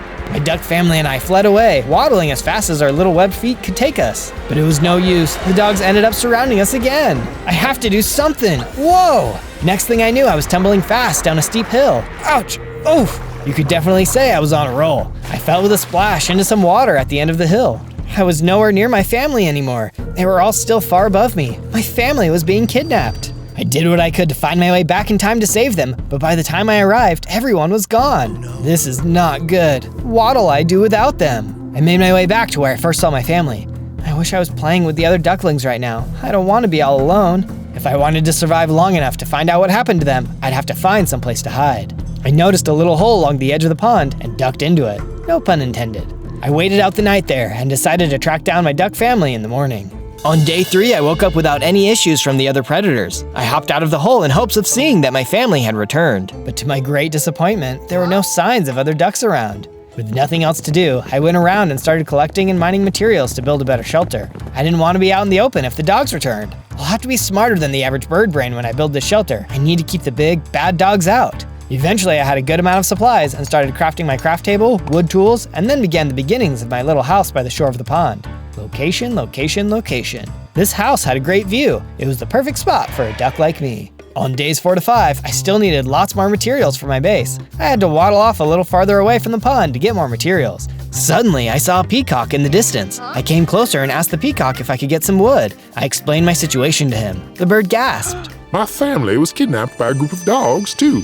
No way! What are the chances of that happening? Do you know where our families were taken? The bird wasn't sure, but explained that they were being kept somewhere so their feathers could be harvested over and over. That's awful, ruining lives just for some measly feathers. We heard a rustling and out jumped an ocelot. The peacock was instantly spooked and ran away. I wish I could get away. But that wasn't an option for me. I would have to be tough. I was only a tiny duck, but I wanted to find my family. I couldn't let this cat ruin my chances to do that. I was able to dodge a lot of the attacks the cat threw at me. Then, without too much trouble, I defeated that rascally cat. You were a bad putty-tat. Once the cat was gone, I could feel myself changing. I was leveling up. I wasn't a little duckling anymore. I was a little bit bigger duckling. I had extra hearts, and let's test out these wings. I could fly a little bit. I'm a flying, talking ducky now. I could only fly a short distance, but it would give me some much needed advantages. This was neat. On days 6 to 8, I returned back to my base and started crafting some stone tools. As I worked, I started hearing something outside. I carefully went and looked around. I was hoping to see my duck family, but instead I saw one of those awful dogs sniffing around my house. I wasn't going to let him get away with his evil deeds. He would be sorry for stealing my family. Hey, you, dog, who are you, and what have you done with my family? The dog refused to give any information. Instead, it lurched at me. The dog probably thought that this would be an easy fight, but this time I had my stone tools. I was ready to take him down, and that's just what I did. Once the dog was gone, I saw that it dropped a note. I picked it up and read it. The note was an order for the dog to find the duck that got away, and to bring me back to the farm located in the Badlands. Aha! I will quack this case soon enough! Now I knew they were somewhere in the Badlands. Having that dog come after me proved to be a very helpful thing after all. On days 9 to 10, I did not want to waste any time. I traveled towards the Badlands. Having my new ability to briefly fly came in handy. Whenever I'd come across ravines or other obstacles, I could flap my way right across them. Up, up, and away! By and by, I made it to the Badlands with no harm done. I spotted the farm, but it didn't look so much like a farm. It looked more like a prison. There were so many sad animals fenced in and caged up. So many birds in cages. That's so mean. Birds need to be free to flap and fly. They shouldn't be cooped up. I noticed all the depressed animals, but I didn't notice the big wolf guard staring me down until I was close to her. I assumed she would yell at me, but instead, she lowered her voice. You shouldn't be here. I would run far away from here if I were you. Wait, you're not going to try and capture me? Not if I don't have to. I'm not exactly happy with what is happening here. I'd leave myself, but things are complicated. Who is in charge here? I shouldn't be telling you any of this, but if you must know, he is a powerful monster. A big, big, big dog. Fearsome and powerful. No one dares go against him, or you'll be destroyed. Just then, another guard came out of nowhere and attacked me. You need to go to obedience school. Didn't anyone tell you not to bite? I tried to fight back, but the guard was too strong. There's only one way out of this. I would have to run. I didn't like the idea of running away from my family, but I knew if I wanted to help them, I'd have to live to fight another day. I took my chance. Flapping my wings, I dashed away from the farm. On days 11 to 12, I ran away. I decided to take a rest in a tree. My wings and legs were getting so tired. I was new to this flying thing. I was getting ready to rest my eyes when I heard hooting. At first, I wasn't sure where the voice was coming from, but then I noticed an old owl on a branch. Who are you, young duck? Oh, I didn't see you there. Pardon me. I'm Zozo. What's your name? I am Waymar the Wise. Who are you running away from? I'm running from these dogs that are rounding up a lot of birds and other animals. They are throwing them in cages. They took my whole family. You should be very careful. You don't want to end up in a cage. I know of who you speak. For this happened when I was a young owl, not much bigger than yourself. Animals were being taken from their homes and forced to do the bidding of their captors. We fought together and eventually defeated our foe. I'm much too old to fight again, but I can see the world is in need of a hero. Perhaps that hero is you, Zozo. Who? Me? I don't know about that. I wasn't so sure that I could save the day. I couldn't even defeat one of the guards, but I knew I would do whatever I could to help my family escape. I bid the old owl goodbye and thanked him for his wisdom. I headed back to my base. I needed to regroup and figure out a plan. On days 13 to 15, I woke and realized what time it was. Upgrade time! I wasn't strong enough yet to go up against these dogs in the Badlands, but I could make my base more secure. After all, they could be sending more dogs out to grab me at any minute. So I started improving my little lakeside home. Man, I can't believe Big Dog is capturing all these animals. It's so messed up. If I didn't figure out something quick, more animals would be in trouble. I finished my upgrades and really wished my duck family could see the home I was building for them. I think they would get a quack out of it. Thinking of them made me get an idea. I could totally have them with me, just in a different way. A statue way. You know what time it is, right? Statue making time! I began building and thought about how the ducks taught me a lot. Life should be spent with the ones you love and being free as a bird. I liked the way it was coming along. The statue family would keep me company until I rescued my real family. I was really getting into building the statue when I heard a bird chirping excitedly. It was the peacock that had run away from the wild ocelot. Well, bless my soul, it's you. Good to see you're still alive after that run-in with the cat. Yeah, me too. My name is Zozo, by the way. I'm Taffy. I noticed your nice lake house. Did you build that all on your own? Yep, now I'm working on a statue of my duck family that got taken away. It's hard living on your own, isn't it? I miss my family too. Say, you could live here with me if you want. We can keep each other safe. I am working on a plan to rescue our families. Taffy thought that sounded great. As long as I won't be too much of a burden. I went inside and I made sure that she had everything a bird could need. On days 16 to 19, I decided it was past time I got around to making some iron weapons. I wandered around the area, and after a bit of flying around, I spotted something interesting. It was a mine shaft. Bingo! I entered the mine and followed the maze tracks to some iron. Of course, it wasn't a walk in the park down in the mines. It was a walk in the dark. I met some zombies and skeletons down there that were interested in ending my life. Back off, I've got a sword and I know how to use it. I started swinging my sword at them and had a couple close calls, but I knocked them out pretty quickly. It was good to see I was learning how to hold my own. Still, I didn't care to run into any more creatures, so after I had enough iron, I booked it out of the mine as fast as I could. Back at the house, I readied my supplies and got to work, crafting my stronger weapons and armor with my crafting table. These will give me the edge I need to go up against those tough guards. On days 20 to 22, it was time to release the Quacken. I told Taffy to keep a bird's eye on the base while I returned back to the Badlands. This time, I would be ready. Those guards won't see me coming. Because this time, I wasn't going through the door, I was flying overhead. I know what you're thinking, I wasn't the most accomplished flyer, but I could fly better than those dogs could. It was worth a try. As I approached the walls of the farm, I took a running start and launched into the air. I'm like a flying ninja. Yay, there's a duck flying over our walls, into the farm. Now that's what you call a bird brain. Well, I guess I wasn't as stealthy as I hoped I was. I landed near the guards. Wait a second, it's that troublesome duck that keeps getting away from us. Get him! I jumped into the air, dodging attacks. Toucan, play at this game, on guard. I got out my weapons and started handing out damage. I couldn't lie, it was a bit daunting. They would get a hit or a bite, but with my armor protecting me, they were toast after a few hits. What a rough day for you dogs, getting your tails handed to you by a little duck like me. Finally, I had finished the guards off. I didn't waste any time searching for my family. I started running all around the ground searching for my family. I wanted to save all the other animals I saw, and I promised myself I would help them. But first, I had to locate my family. But they weren't in any of the cages or fences. Where are they? What is all this squawking and hollering? A chill ran down my spine. A giant creature stomped loudly out of the foreboding base. It was enormous. A big dog. I was terrified. Guards, why are you letting some pipsqueak cause such a ruckus, eh? Looks like somebody ought to teach this quacker a lesson. Big dog let out a psst, psst, psst. Out came a tiger. He charged at me. I tried to fly away, but it was no use. This big cat could jump high. I used my weapons, and his attacks broke my armor quickly. I was exposed, and I was losing hearts fast. Hi-ya! A big wolf came bounding into the fight. It was the nice guard. She told the tiger to back off. Let's get out of here. We ran for it. Who knew how many more guards would come running after us? Or worse, big dog. Shockingly, the tiger didn't chase after us. After a while, we felt safe enough to stop running. You saved my life. I couldn't stand by any longer, and you're really brave. You might have what it takes to take down the farm. I failed to save my family for a second time. I think it's pretty obvious I can't do that. The wolf assured me that she believed in me. It was nice, but I still felt awful that I hadn't saved them yet. Where are you going to go now? Honestly, I didn't think that far ahead. I just couldn't let you become catnip. I have a base I'm building with another bird friend. Why don't you come live there until you figure things out? I'd be very grateful to stay with you both. I led the way back to the lake house. By the way, I'm Zozo. What do I call you? Awoo is the name. Seems fitting. On days 23 to 26, we got back to the base. Taffy greeted us, and I introduced Awu to Taffy. I'll need to do some upgrades and add a room for you, Awu. It shouldn't take too long. I made sure to make the room nice and spacious for Awu. It was the best room in the house. I noticed I hadn't added to my statue in a while, so I got to work on that too. You know, I think I'll add my friends to this piece. I'd like to honor all my good friends and family. Just then, Awu came trotting up. Wow, this is looking great. Everyone watching should subscribe so that they can see all the other cool stuff you'll make. What do you mean everyone who is watching? It's just us here. They know who they are. On days 27 to 31, I went out exploring to find new resources. I was pecking around when I heard someone who sounded very upset.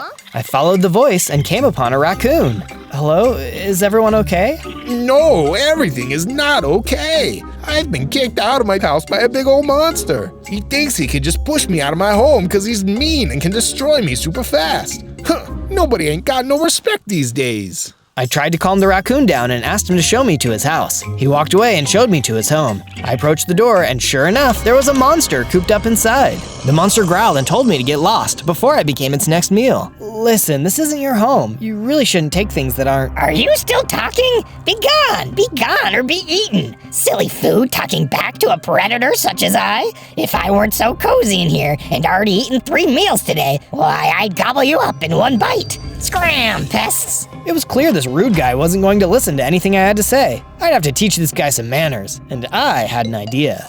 On days 32 to 35, I started digging near the raccoon's house. What we had here was a reverse Three Little Pigs situation. In this scenario, the big bad wolf is inside the house and I need to blow the house down. And to do that, I started to dig a tunnel deep down under the house until I found some lava pools. This was one pool I did not want to get my feathers wet in. Now that I knew where the lava was, I headed back out of the tunnel. The next part of my plan was to find some creepers. As I came out of the hole, I quickly found some. I'm just here for your gunpowder. Don't mind me. Now that I had gunpowder, I just needed one more thing: sand. I headed to the riverbed and gathered a bunch up. With the gunpowder and sand, I crafted some TNT. I think you might know where I'm going with this. I returned to the tunnel that I dug under the raccoon's house and ran down to the lava pools. I carefully set the TNT next to the lava and began setting a fuse up and out of the tunnel.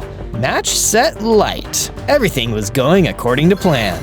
On days 36 to 39, I waddled up to the front door and called out to the monster. The door opened to reveal the grouchy foe. Hello again. I thought I'd let you know that you have a limited time offer to leave this house before I huff and puff and blow this house down. And how do you suppose to do such a thing? Easy. I have a brick of TNT nearby and a fuse that's ready for me to light. TNT? It's dynamite, and I'll win this fight. I would slither on out of here if I were you. This house isn't worth your life. You talk too much, Duck. I yield to no one. Be gone! Okay, but don't say I didn't warn you. I activated the fuse and down the signal went into the tunnel. I took cover. There was a giant explosion and the floor of the house gave way, sending the monster to his fiery grave. Yes, my plan worked. The raccoon was nearby and watched the whole thing. Was your plan to destroy my entire house? The raccoon was not exactly happy, despite the fact that the monster was gone. I felt bad. Maybe I had been a little intense with my plan. Now how am I going to afford to rebuild my house? Put it on my bill. That was a joke. I don't actually have any money, but what I do have is a really big lake house that would totally fit you. I have other friends staying there too. Why don't you come stay there with us? The raccoon grumbled but agreed. He was still a little sore about his house being blown to smithereens. I showed him the way to the lake house and we made our way there. On days 40 to 43, we arrived back to the lake house. The raccoon sure was a grouchy fellow, but something about him was endearing too, like an angry little elf. They're just adorable when they get mad. You can't help but smile when they yell at you. I showed the raccoon around and created him a raccoon-tastic space for his home. I went over to my statue creations. We had my duck family and Taffy. I loved how it was looking. It was only right to build a statue of the raccoon too. I started building the raccoon statue. Looking at all these family and friends in the statues made me think about another creature that had been so nice to me, Waymar the wise owl. I didn't want anything to happen to him. Maybe I'll go visit him and see if he would like to stay at the house. We are safer in numbers. I don't want him getting captured. On days 44 to 49, I returned to the tree where the owl lived. I found him sitting under the tree, but he didn't look so good. Mr. Waymar, are you okay? Who? Ah, Zozo, my dear boy. I was worried you might have been one of the henchmen. I'm fine. I'm just feeling a little under the weather. It's hard to get food and such these days. I can't fly, you see. I'm kind of stuck in this tree. That was not good. I couldn't stand by and let Waymar suffer. I told Waymar that I wanted him to come live at the house with us and we would help take care of him. He was so grateful but didn't know how he would get there. I'll figure out something. I'll find a way to carry you there. I immediately thought of the mine carts in the mines. Oh, those would work great. I just needed a way to push it along. I headed back to the mine and started collecting the tracks for the cart. I would make a track from the owl's tree to the base. That should be enough. I took everything back to the owl and laid some tracks down and rebuilt the cart. Climb aboard. Once he was in, I pushed Waymar along in the cart, picking up the tracks as I went along and setting them ahead until I made it all the way back to the lake house. I was excited to build him a room in the house. My little misfit family was growing so much. Waymar was super grateful for the help. He couldn't believe he had us to care for him now. Ain't no thing but a chicken wing. I'm an owl. On days 50 to 53, I decided to go deeper in the mine to find some diamonds. I hadn't seen diamonds yet, but I was certain I'd run into some if I went a little farther in. As I went deeper, I ran into a big stinky toad. I smell something most foul, and it's not me. Aha! Care for a slice of my sword? I swung my sword while the toad tried hitting me with his tongue. He was no match for me though, and I quickly took him out. I went a little farther and ran into some tarantulas too. Ooh, these guys creep me out. I made quick work of them, swinging my sword as hard as I could. They too were soon gone. That's when at long last, I had found the diamonds. I mined them up as quickly as I could and then headed back home to make them into things. I made a strong pair of armor and some super strong weapons. As they say, diamond weapons hurt forever. I definitely felt I had a better chance of kicking bad guy booty with these upgrades. I just needed to figure out where my family was being held. As I was crafting, one of my friends told me Waymar needed to see me, so I went to his room. Hey, Waymar the Wise, you wanted to see me? Oh, Zozo, I have loved being here. I feel so much happier. I hate to seem ungrateful for asking you anything, so you know what? Never mind. It was silly anyways. No, please, I want to help. I'm happy to do anything. Anything at all. Well, okay, if you insist. I have the most overwhelming craving for a tropical fish. I loved eating it when I was younger. My siblings and I would devour them when we were in the nest together. Oh, how I miss those days. Sure, that's no trouble at all. I'll go right away. Waymar was so excited to hear I would help him. I started on my quest immediately. On days 54 to 57, I finally reached the water. There was a perfect spot for catching tropical fish. Now, if I was a gorilla or hogland, I might have trouble getting this fish, but I was a duck, so I was in luck. I paddled out into the water and dove after the fish. Okay, this is a little trickier than I thought. I spotted a school of fish and started swinging my sword. Eventually, I got one. I kept swinging until I had gotten a few more. Well, now to simply swim back to the shore with no problem. Ah! Somebody bit my tail feathers!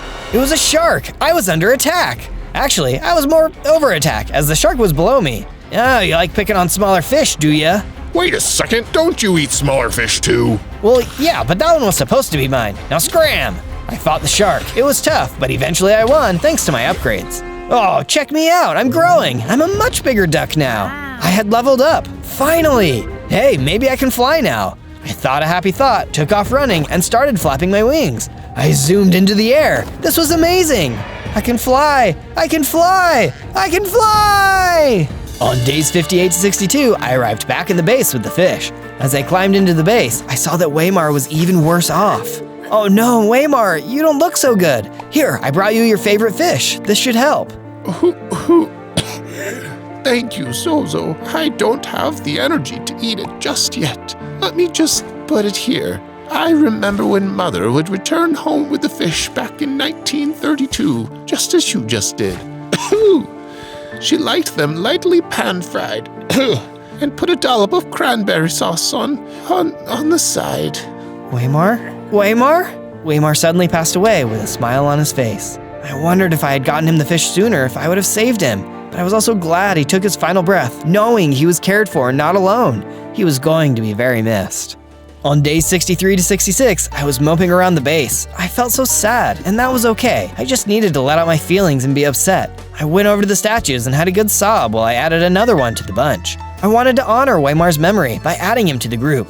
The statue made me feel better, and I could smile again. There was my wise friend Waymar staring back at me. This place was becoming a whole museum full of statues. It was beautiful. On day 67 to 70, Awu came up to tell me that they had found something. It's a note from Waymar. You're going to want to read this. I took the note and read it. Zozo, check out the old fort east of here. Your family might be there. And remember, things aren't always what they seem. Just because you can't hear or see something doesn't mean it isn't working. Believe in yourself and your plans. What was that supposed to mean? It was a nice sentiment, but I feel like it was some kind of coded message. I'd try to remember that. Well, Awu, looks like I need to follow these clues. Can you help keep watch over the lake house while I'm gone? Awu was up for the task. In the morning, I would take my leave. On day 71 to 74, I went in search of the hidden prison in the tundra. As I traveled across the snowy forest, I spied a fort hiding in the mountains. Is that it? I saw that the fort was active and that there were guards that looked just like the ones from the farm. They were carrying large shipments of feathers out of the fort. This place must be a prison where the other ducks and birds are being held captive. They are harvesting their feathers. My blood boiled. I didn't waste another moment. I drew my diamond weapons, and with my diamond armor, I charged in. I started swinging my sword with all my mighty duck strength. Those guards didn't stand a chance. I couldn't believe how easily I blew through them all. Feel the wrath of my revenge. I made my way into the prison, cutting down anyone who stood in my way. I was feeling like I could take on anything at this point. On days 75 to 78, I reached a room that looked important. I barged in unafraid and saw the tiger that had almost destroyed me back at the farm. I felt a tinge of fear creep back into me. Did I have what it took to go up against him? Regardless, what choice did I have now? My family could be in this very room. I shook off my fear and went head to head with the cat. Or clawed a sword, rather. This tiger was still tough. I got lots of good hits in, but he was so strong. It wasn't doing that much damage. He was good at blocking, too. He even scratched me a few times. And I saw tons of birds in cages. Maybe my family wasn't here. As we fought, I noticed a big lever. It looked important. I took a chance and hit it hard. All of a sudden, the cage door swung open. The birds were free. The tiger was in shock at his sudden misfortune. What's the matter? Cat got your tongue? Some of the birds started to attack him. While he was distracted by all of the birds flying out of their cages, I was able to attack his weak spot. He was done for. The tiger was no more. I looked around the room and saw my baby duck siblings. They were so excited to see me and couldn't believe how much I had grown. I was so relieved to see them. And where's Mama Duck? The ducks look sad. Mama got taken by the big bad dog to his mansion. The other birds say that it's on some sort of volcano. That seems like a bad place to build a mansion. This dog isn't as smart as I thought. Don't worry, little ducklings. I will rescue Mama. On days 79 to 84, I spent some time searching the room where I had originally found the tiger. You never know what kind of information you can find, and this tiger was clearly a leader of this operation. He had all sorts of confidential information laying around, and if nothing else, I could take his valuables. He didn't have any use for them now that he was toast. I looked all around and found a treasure chest. Bingo! I opened it up and found a map. I looked closer. Well, what'll you know? A map right to the volcano mansion. And what else do we have here? I saw that there was a whistle in there too. I blew it, but nothing happened. Why he kept a broken whistle, I'll never know, but I'll just keep it, just in case. With the room fully inspected, I went back to the ducklings. Alright you guys, let's get the quack out of here. I built you a home that's super secure. Let's go. I saw some of the birds that had helped in the fight against the tiger. They looked unsure of where to go and what to do. I invited them back to the lake house with us. They were very grateful and agreed to come with us. We waddled as fast as we could back to the base. On days 85 to 89, I returned safely home with all my ducklings in a row. I immediately started expanding the house and made more rooms for all of the birds. They loved their new living quarters. Sure beats a small cage. Awu and Taffy had something exciting to show me while I was away. We built something very enchanting. They had found items to make an enchanting table and had what we needed to enchant my armor. Wow, thank you! This is incredible! If I wanted to rescue Mama Duck, I needed to be as ready as possible for going up against Big Dog. This would give me a fighting chance. On days 90 to 94, I walked over to my field of statues. They were almost all done. I just needed to finish building the rest of Waymar's statue. I was so excited to reveal all of my statues to my friends. As I looked at Waymar's statue, I thought about the strange note he had given me. Just because you can't hear or see something doesn't mean it isn't working. You know, that gives me an idea about something. I put the finishing touches on the statues and it was finally finished. A field of all my favorite friends. What a sight! On days 95 to 97, I knew it was time to go rescue my mom. I followed the map to the mansion on the volcano. This place was spooky. I could see the appeal of building a mansion on the volcano now. That is, if you're an evil villain, it's perfect for that vibe. I had to admit, I felt a bit scared, and that was okay. That didn't mean I was going to run away. No, I was saving my mother, come dogs or lava. I brandished my weapons and started fighting my way through the guard dogs along the path to the door. On day 98, I was exploring the mansion when I went into a room with a strange-looking bunny man inside of it. What the? Who are you? Who am I? Who are you? Oh wait, I'm you! You're me! Yeah, you're me from my bunny video! Oh yeah, that was an awesome adventure. When everyone is done watching this video, they should go check that one out. Amazing. Well, I've got a family to save. See ya. On day 99, I made it into Big Dog's lair inside of the spooky mansion. After defeating tons of guards, I felt something funny happening. I was leveling up. This is just what I needed. I needed to be a mighty duck to defeat a massive dog. I'm as strong as I can get now. I was super buff. I was going to give Big Dog some trouble with my new strength. He's going to have to answer to this firecracker. It was time for the ultimate smackdown.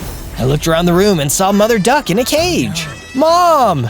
Zozo, what are you doing here? I'd like to ask you the same question, troublesome quacker. Looks like you haven't learned your lesson. And you've been hitting the gym, I see. Like that's gonna help you. I'm here to take my mother home. Can't you see me and your mom are madly in love with each other? Trying to split us up, are you? I'm not in love with you, you freak! You will be if I keep you locked up long enough. It's called Stockholm Syndrome, love. Look it up. Works in the fairy tales all the time. Dude, you've got some serious issues. This is no way to treat someone you like or love. That's no way to treat anyone. What a weirdo. This dog needed to be put out of his misery. I drew my weapon and attacked Big Dog. I gave him everything I had. Every bit of strength I could muster went into every hit. But he was still too strong. I was barely making a dent. Compared to him, I was like a yappy chihuahua. My blows were just not dealing enough damage. Maybe he was right. Maybe I couldn't defeat him. Had I come all this way just to fail? Then I remembered the broken whistle in the chest. Just because you can't hear or see something doesn't mean it isn't working. I pulled out the whistle and blew it. Nothing. But that's how it was supposed to work. It was a dog whistle. Only dogs can hear it. Big Dog stopped attacking and sat politely. Good boy. Now play dead. Big Dog's armor came flying off of him. Don't look! Big Dog was completely hairless. Big Dog explained that he wanted all the feathers to cover his naked self. There is nothing wrong with being hairless, and I'm sure many of us would have donated feathers to you, but you chose to ruin people's lives over this. I have had enough with your silly excuses. You aren't going to cage up anyone ever again. With that, I gladiator kicked him out of his window and down into the river of lava. On day 100, I let my mom out of the cage and we went back to the lake house. The ducklings were so excited to see their mother. We all had a wonderful reunion. I introduced everyone to my new family. Everyone couldn't stop raving about all the crazy adventures we'd had and how great the lake house was. We were going to live happily ever after. No more living in cages, just freedom and family. On day 1, I spawned in as a baby Na'vi from the movie Avatar. I was surrounded by a bunch of other Na'vi, but I was the only baby. Why am I a baby? Are you my parents? Just then, Colonel Quaritch showed up with a bunch of soldiers. Consider this a warning. In 100 days, I'm going to attack and destroy the Tree of Souls. Without the Tree of Souls, all the Na'vi will disappear. Everyone around me was angry, and they attacked. It was no use though. We were no match against the Colonel and his men. Quick, Zozo, take this. My parents threw me a ceremonial bow and some arrows, and told me to hurry and hide deeper in the cave. No, wait! My parents joined the fight, but they too were quickly defeated. I had no choice but to run away and hide in the cave. I have 100 days to stop the army from destroying the tree, but how can a baby like me stop an entire army? On day 2, I ran deeper into the cave. I had to be careful because I only had 4 hearts. Just then, I heard footsteps behind me. Someone was coming. I hurried and hid. A few military guys came running up and stopped in the tunnel. Did you see where that little baby Na'vi went? Colonel is going to make us do 200 push-ups if we don't find him. You mean that baby? Uh-oh, they saw me. I hurried and pulled out my bow, trying to hold them off. It's not working. I can't die already. Suddenly, something came running up to me. It was a hexapede. On my back. Hurry. What's your name, little guy? It's Zozo. What about you? Nikayu. Pleased to meet you.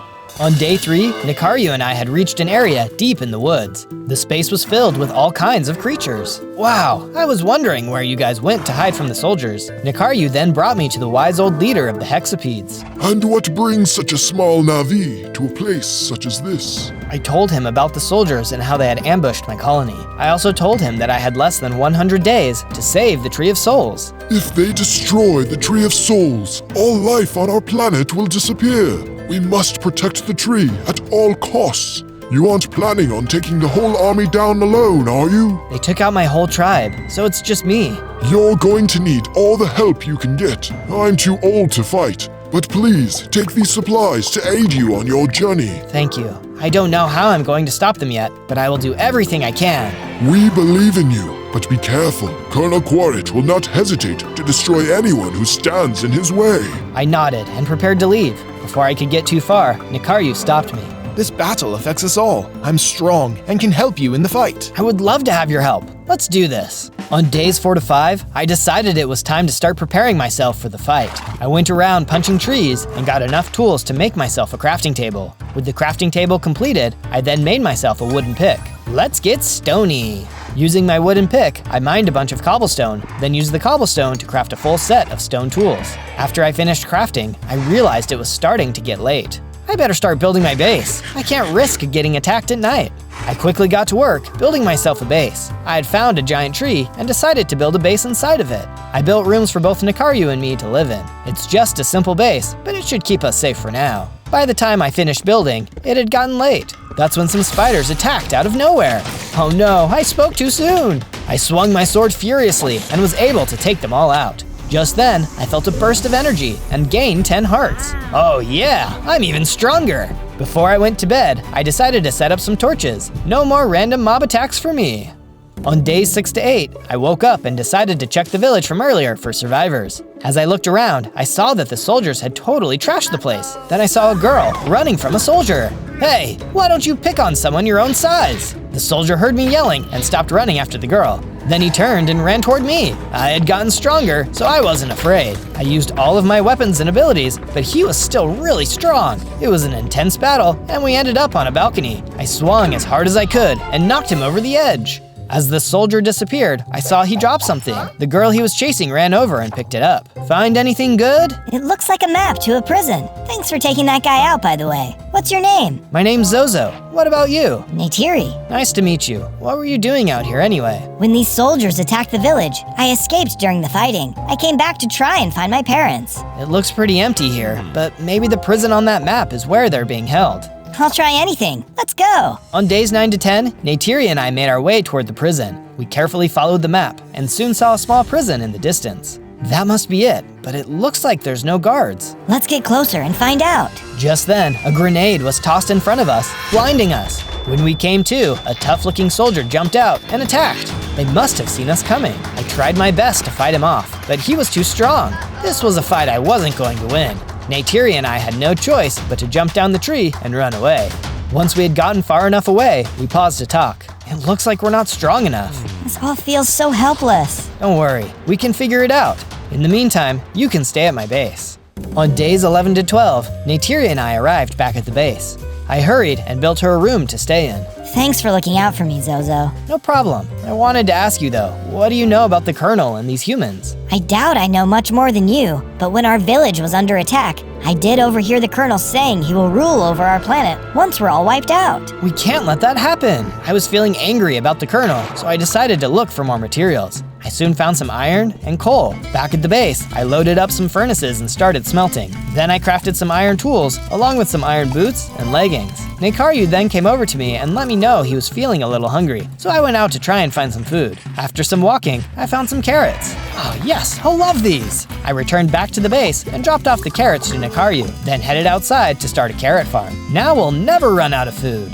On days 13 to 15, I wanted to get stronger, so I asked Neytiri if she could help. The strongest warriors would train by hunting manticore, but only the adults. True warriors never harm the babies. Okay, I'll give it a try. I left the base and soon found myself in a tundra. The manticore should be close by. That's when I noticed some manticore feathers on the ground. Aha! I must be getting close. I looked a little further when I saw 2 manticores up ahead, a baby and its mom. I started to sneak toward the adult when suddenly a couple military guys jumped out and took out the baby. Those cowards! They then tried to fight the mom, who quickly took out one of the soldiers. It wasn't enough though, and the other soldier took her down. I rushed in. What do you think you're doing? The Colonel has given us orders to destroy all the animals. We can't have you Na'vi trying to get stronger now, can we? That's assuming I'm not strong enough already. I charged at the soldier, angry at their disrespect. The soldier thought he was a tough guy, but in a few moments, I showed him up and took him out. As he disappeared, I saw he had dropped a manticore heart. I picked it up and took it with me back to the base. Back home, I went over to Neytiri and told her what happened. Then I showed her the manticore heart. That is what our warriors are after when they fight the manticores. Eat it. Eat it? If you say so.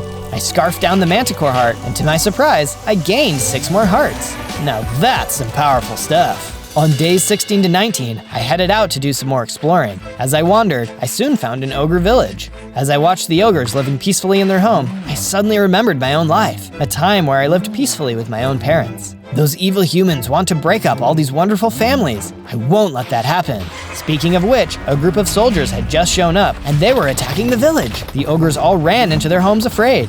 It was up to me to help them. Not today, humans! I charged in, using all the weapons I had at my disposal. These soldiers were tough, but with my training and upgrades, I was getting tough too. After a bit, I had won. A dad and his baby ogre came out of their house. He thanked me for defending the village, then offered me a jar to say thank you. Is this a jar of farts? I'll find a good way to put this to good use. Thanks. On days 20 to 22, I started heading back to my base. I was thinking about the jar of farts when I was attacked by a crimson mosquito. How do you like this? I unleashed the jar of farts, which took him out with ease. Well, that didn't stink. Later, I saw some iron ore, which I mined up. Back at the base, I smelted the ore into ingots, then crafted them into a chestplate and sword. With my new equipment, I returned to the prison. Maybe I'd have better luck this time. As I arrived back at the prison, I saw another stun grenade pop out. It was the guard. He fired his weapon at me, but I was able to sneak up behind him and knock him out of the tree. This guy was tough and managed to hit me with a poison dagger, which really hurt. Even though he had grenades and weapons, I was able to get him down to half a heart. Before I could finish him off though, he started to laugh. What's so funny? Whoever you're looking for here is already dead. I suddenly saw a vision of Neytiri's parents being interrogated in the prison. They refused to tell the colonel anything about the Tree of Souls. Then you will die. Goodbye. Back in the present, the soldier tried to attack me again. He was weak though, and I finished him off. Inside the prison, I saw it was empty, apart from a necklace memento. I'll have to take this to Neytiri. Maybe it can help. On days 23 to 26, I arrived back at the base with some bad news for Neytiri. I soon found her. Hey Neytiri, I managed to get into the prison, but I'm afraid it's not what we were hoping for. My parents are gone, aren't they? I'm afraid so. I thought that might be the case, but was hoping maybe I'd be wrong. If it helps, I did find this. I gave her the memento. I could tell it really helped her feel better. Thank you, Zozo. But hey, I have something to show you. Neytiri brought me outside and showed me that she had collected some chickens. This was perfect, as I was starting to run low on feathers for arrows. I got right to work, building them a chicken coop, then bringing them into it. I then went out to get more supplies. I found more iron, as well as some diamonds. I made an iron helmet to complete my armor set, then crafted a diamond pickaxe. To finish it all off, I got to work improving the base. I wanted to make it a little nicer for everyone. When I finished, I realized it was missing something. I think it just needs to be a little bit more avatar-y.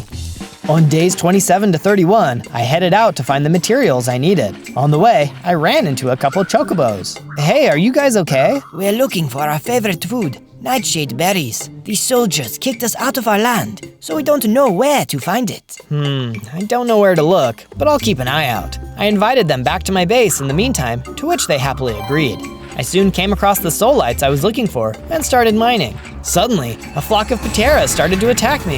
Hey, I'm not bothering you. Leave me alone. I managed to fend the pateras off, and then I finished mining up the soul lights. Back at the base, I used the soul lights to finish the decorations. It was looking really great. I then built the Chocobos their own rooms to stay in. They were really happy about that. Then Nakaru came running up to me.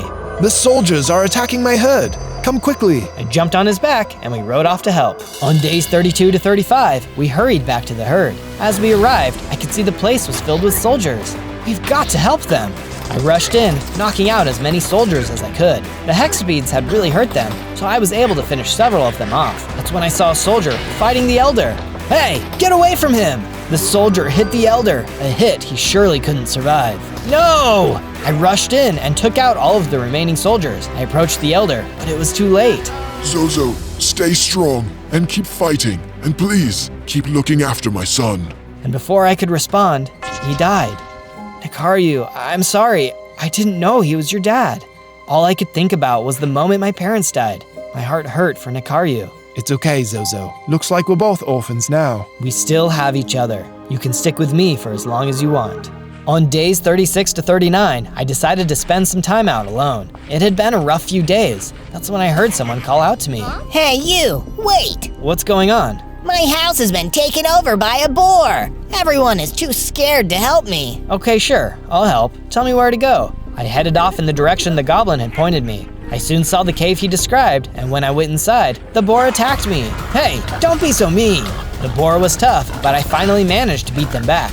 I was about to deliver the final blow when a voice cried out. Wait! Please don't hurt my mom! I turned and saw a baby boar. I asked them why they were in someone else's house, but before they could answer, the goblin from earlier showed up. What are you waiting for? Take them out! Wait, something isn't right about this. Just then, the goblin went to attack the boar. But before he could do any real damage, I stepped in and took him out. Thank you! That goblin was trying to kick us out of our home. Wait, that's what he said you did to him. He was lying so you'd come after us. That's when I noticed he had dropped a note. It was from the Colonel. It read, "Destroy as many animals as you can, and you will be rewarded greatly. He's trying to turn everyone against each other. We've got to hurry and stop him."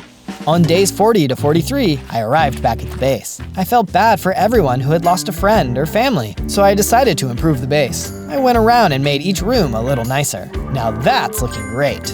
I'm really worried about the herd. My father had really given them a home. Then tell them all to come live here. Nakaru went to tell the other animals, and I got ready, preparing a place for them to stay.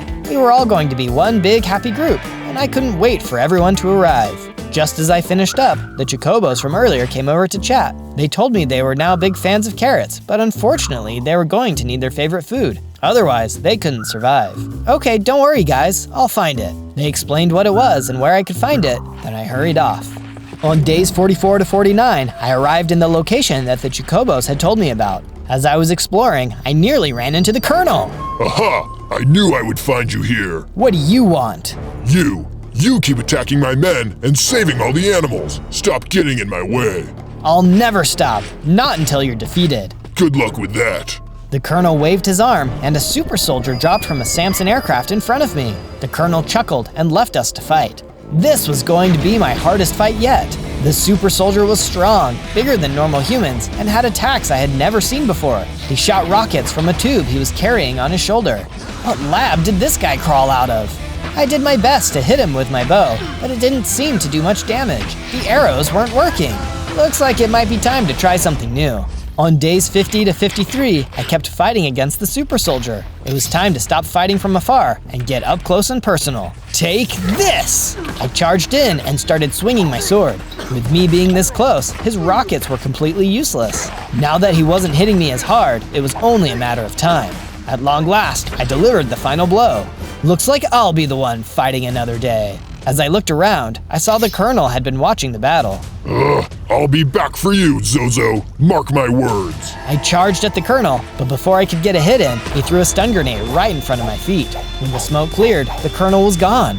I'm the strongest I've ever been, but it's still not enough. I have to get stronger. On days 54 to 57, I remembered I was supposed to be finding the Chocobo's food. At long last, I saw what I was looking for.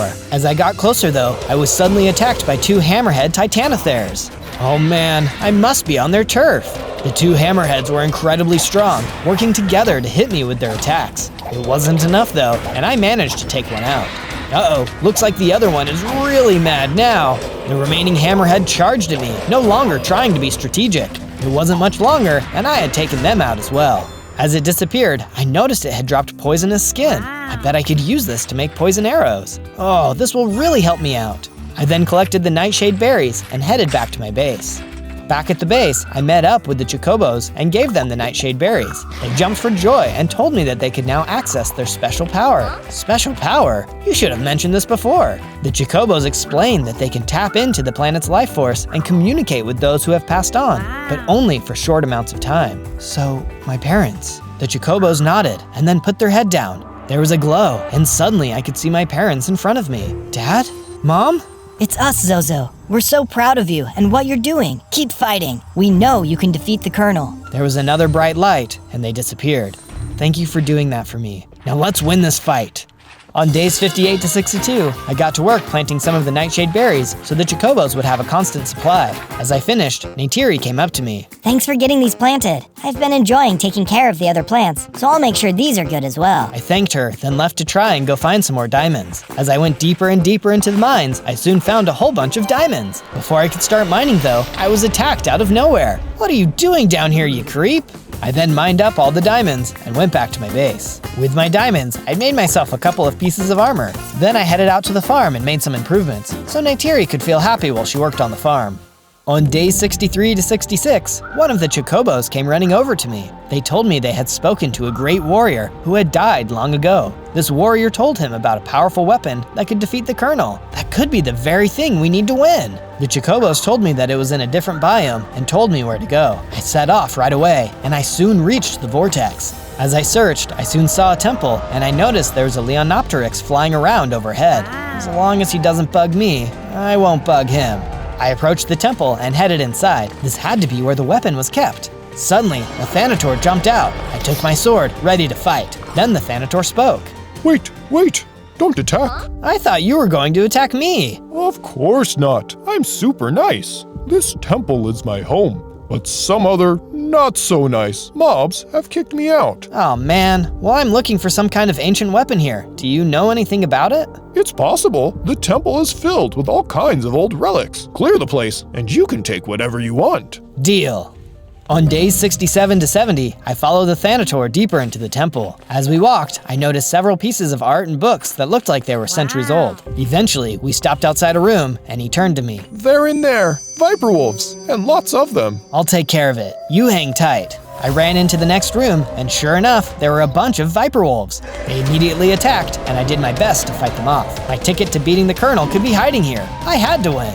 Time to say goodbye. I kept swinging, and at long last, the Viper wolves were all defeated. I heard a noise in the corner and saw there were some smaller Thanators hiding nearby. Thank you, Zozo. This is my family. They all thanked me, and I took off to look for the weapon the ancient warrior had mentioned. I looked and looked in every nook and cranny, but there was nothing. Shoot, the weapon must not be here anymore. I met back up with the Thanator and invited him and his family to live at my base, but he said they were happy here. I thanked him for letting me look, and then left to go back to my base. On days 71 to 74, I left the temple as the Leonopteryx circled in the sky above. I paused for a moment. Did you know this isn't my first adventure? You can watch more of my videos after this one is over. Just search for Zozo, Z-O-Z-O. I was getting closer to my base when I came across a group of soldiers. More of these guys, huh? Not for long. I charged in and started taking them out. The less pesky soldiers there were, the safer the land would be. Soon, I had taken them all out. That's when I noticed one of them had dropped a note. It said, To all soldiers, there is a Na'vi named Zozo who needs to be defeated immediately. I, Colonel Quaritch, am working on a special weapon to destroy the Tree of Souls. It will be done at the end of the 100 days, but this Zozo needs to be dealt with immediately. All soldiers will be on double shifts until he is destroyed. It looks like I'm making a dent, but what is this weapon he's working on? I have to find a powerful weapon of my own, and fast. On days 75 to 78, I arrived back at my base and went to talk to the Chocobos. I went to the temple and searched everywhere, but I didn't see it anywhere. The Chocobo was really confused, as the spirits they talk to are rarely wrong. But unfortunately, they didn't have any other ideas. They promised to try and figure it out. I decided that in the meantime, I would improve the base. It was starting to look really good now. I could tell everyone was really happy, and I hoped it could always be like that. When I had finished making my upgrades, Neytiri came over to talk to me. Zozo, I have some great news. What is it? I have been experimenting with the plants and developed a superfood. I want you to be the first to try it. I picked it up and ate it down. It was delicious. Suddenly, I felt energy flow through me, and I grew even bigger, with even more hearts. Whoa, this is awesome! On days 79 to 84, I decided to test out my strength. I soon arrived in a new place and spotted the perfect test subjects. How do you like me now? I jumped in and managed to take them out in just a few hits. Now that's what I call power. Just then, I spotted someone watching me from afar. It was another Na'vi. He came over to me. You're pretty strong. Thanks. I can take on anyone. You could be stronger though. Oh, what makes you think so? Well, I'm stronger than you. Check it out. The Na'vi hit me, and he was right. He was strong. Ouch! Okay, you didn't have to hit me. I believed you. What's your secret? Come, I'll show you. The Na'vi then put me through a training program. He had a lot of good advice, and I was able to learn so many new things in a short amount of time. Once we were done training, the warrior tossed me an upgraded bow. Thanks, I'm feeling even stronger already. By the way, how did you get so strong? It was my mission to ride a Leonopteryx, but I've never been successful. Now I don't even know where to find one. I didn't know you could ride those. I actually saw one not too long ago. I could show him to you. No, I'm much too old now, but I think you could do it. Yeah, I'll give it a try. Say, why don't you come live at my base with me? No thanks. The wilderness is where I belong. I thanked him for his help, then turned to go back to my base. On days 85 to 89, I returned to the base and saw it had been attacked. Buildings were broken and no one was around.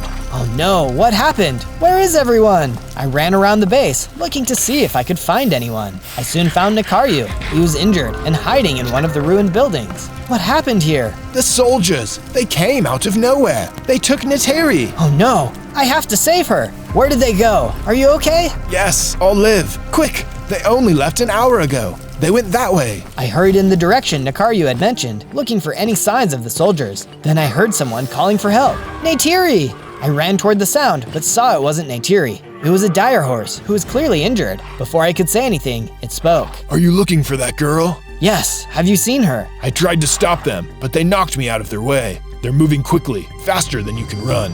But there is another way. What's that? Nearby is a special plant. Blue orchids grow on top of that tree right over there. Harvest one of the leaves and rub it on my wound. Then I can carry you to them in no time. Okay, show me the way. He told me where to go, and I ran off. I soon saw the tree. It was extremely tall, and the leaves I needed were at the very top. Let's get jumping. I jumped from branch to branch, doing my best not to fall. At long last, I reached the top and grabbed the leaves I needed. Sometime later, I was back by the dire horse. I applied the leaves, and he immediately hopped up. Hop on, there's still time. On days 90 to 94, the dire horse and I could see the soldiers appear in the distance. There was no time to waste. As we got closer, I could see Neytiri. She was being guarded by a few guards, as well as another super soldier. But this super soldier looked even stronger than the first one. I jumped off the dire horse and told him to get a safe distance away. I faced him. Let her go! Come to save your friend, huh? You'll never win. Get this Na'vi punk out of my sight. The normal soldiers charged at me, but I knocked them out with just a few hits. Huh, you're stronger than you look, but not stronger than me. The super soldier charged at me, unleashing a special attack. I didn't see it coming, and it did a lot of damage. This was going to be tough. You'll never take our land, our people. I took out my bow and landed a perfect shot, which seemed to disable his special attack. Now the fight was really on. You'll pay for that. On days 95 to 97, our battle raged on. He was madder than ever, now that he didn't have an advantage. Both of our hearts were dropping, and it was only a matter of time until one of us fell. Suddenly, he stepped back. One more hit, and I would win. You think beating me changes anything? I've done my job already. What is that supposed to mean? The Colonel has already completed his weapon to destroy the Tree of Souls. We took the girl to take you out of the game. You're too late. No! I jumped toward him and destroyed him for good. Then I noticed he dropped something. With this, I can do his same special attack. I quickly freed Neytiri. Hurry back to the base using the Dire Horse. I'm not strong enough to defeat the Colonel yet, but I think I know what I need to do. Neytiri nodded and ran off to find the Dire Horse and get back to the base. I don't know if this is going to work, but I'm crazy enough to try. On day 98, I rushed back to the temple. The ancient warrior said this was the location of the weapon, but he never said it was inside of the temple. I looked up at the Leonopteryx. If I can tame it, I'll finally be able to be the ultimate warrior. The Leonopteryx kept flying around, ignoring me completely. I thought about it for a moment, then pulled out my bow. I aimed and fired. The arrow was a direct hit. The big bird let out a screech and headed right at me. Oh boy, I may have really stepped in it this time. The bird swooped down to hit me. I jumped to the side and tried to get on its back. I was close, but missed. Shoot, I've got to keep trying. The bird was interested in attacking me now, and I did my best to avoid it. Sometimes it hit me, but most of the time I was able to land on its back. Finally, after several attempts, it worked. Got you. The Leonopteryx was mad at first, flying around like crazy, but soon it recognized it had lost, and soon it was smooth sailing. We bonded through the flight and soon landed back on the ground. I hopped off as the bird flew away, and suddenly I felt the power flow through me, and I leveled up into my biggest, final form. At long last, I'm ready to take this Colonel down. On day 99, I returned back to the village where it all began. The Tree of Souls was nearby. I passed through the tunnels I had run through nearly 100 days ago. I had grown so much since then. Suddenly, there was a flash of light, and I could see my parents standing before me. I was so close to the Tree of Souls, it made it possible for them to show themselves to me. Mom, Dad. Great job, Zozo. We've been watching your journey and are so proud of everything you've accomplished. Thank you. I just wish I could have saved you too. Don't worry about us, son. Everyone on the planet is counting on you, but we know you can stop the Colonel and save our way of life. I will do my best. We will be watching and supporting you. Do not lose hope. There was another flash of light, and they disappeared. I soon emerged from the tunnel into a large cavern. I could see the final tunnel to the Tree of Souls, but an army of super soldiers were blocking the path. Oh no, how could I possibly get past all of them? You won't be alone. I turned and saw Nikaryu, along with all of the friends I had made along the way. We will distract them. You go for the Colonel. I don't deserve friends as great as you. We don't deserve a friend as great as you. I smiled and thanked them for being my new family. It was going to be a tough fight, but it was for our home. Everyone ready? Attack! My friends charged at the super soldiers, who were shocked to see that they were the ones being overpowered. As they fought, I saw a chance to run through the tunnel. I took it and headed in. Hopefully my friends could stay alive long enough for me to take the Colonel down. On day 100, I entered another large cavern. In the center of it was the Tree of Souls. It was still standing, but the Colonel was in a mech suit, shooting it with energy beams. Colonel, it's over. I'm here to stop you for good. You'll pay for the lives you've taken. Stop me. Can't you see you're too late? This weapon can't be stopped, especially by a weakling like you. You'll have to destroy me first. I've spent 100 days developing this weapon. That will be easy. The Colonel then turned and fired his beam at me. It landed near me, causing an explosion. The explosion knocked me to the side, causing a lot of damage. I hurried and got out my bow, firing off arrows as fast as I could. I got some hits in, but it looked like it wasn't doing much damage. Arrows? Really? Do you see what you're up against? Give up now, and I'll let you stay alive as my pet. I'll never stop fighting! He shot off a beam again, this time hitting me. It nearly took all of my hearts. I ran and hid behind some rocks so that I could hurry and heal up. See what I mean? You have no chance, cowering like a small child, because that's what you are. Just then, I saw a wood sprite land near me. A wood sprite? It's a pure seed from the Tree of Souls. I could tell it wanted something with me. Accept me. I closed my eyes, and the wood sprite flew into me. I felt myself get stronger. Suddenly, more and more wood sprites started to appear and start flying into me. The power of generations began flowing through me. I grew even bigger and now had 100 hearts. I stepped out to face the Colonel again. What? How? You failed to understand the world around you, and so now you'll fail to defeat me. The Colonel yelled and started firing his energy beams at me. They still did some damage, but I barely felt a thing. I charged at him, sword in hand. I jumped into the air, slamming my sword down on top of him. His suit exploded, and he was destroyed. The world was safe once more. I celebrated with my friends. If anyone else tried to hurt us again, we would be ready. On day 1, I spawned into the ancient forest as an elemental Enderman. Elemental Enderman? Whoa! So I guess that makes me a guardian of nature. Still, I only have 5 hearts. In the blink of an eye, before I even realized what was happening, I suddenly warped a few feet away from myself. Oh wow! I guess Elemental Endermen have the power to teleport, like other Endermen. This just keeps getting cooler and cooler. But I looked around the ancient forest around me and noticed that something was wrong. Really wrong. If the ancient forest is the true home of all Elemental Endermen, how come I'm the only one here? Before I had a chance to ponder this question, a gang of skeleton vanguards turned up, and they didn't look happy. Dang, looks like we missed one, boys. We better grab this Elemental Enderman too, or Mr. Boss is gonna kick all our butts.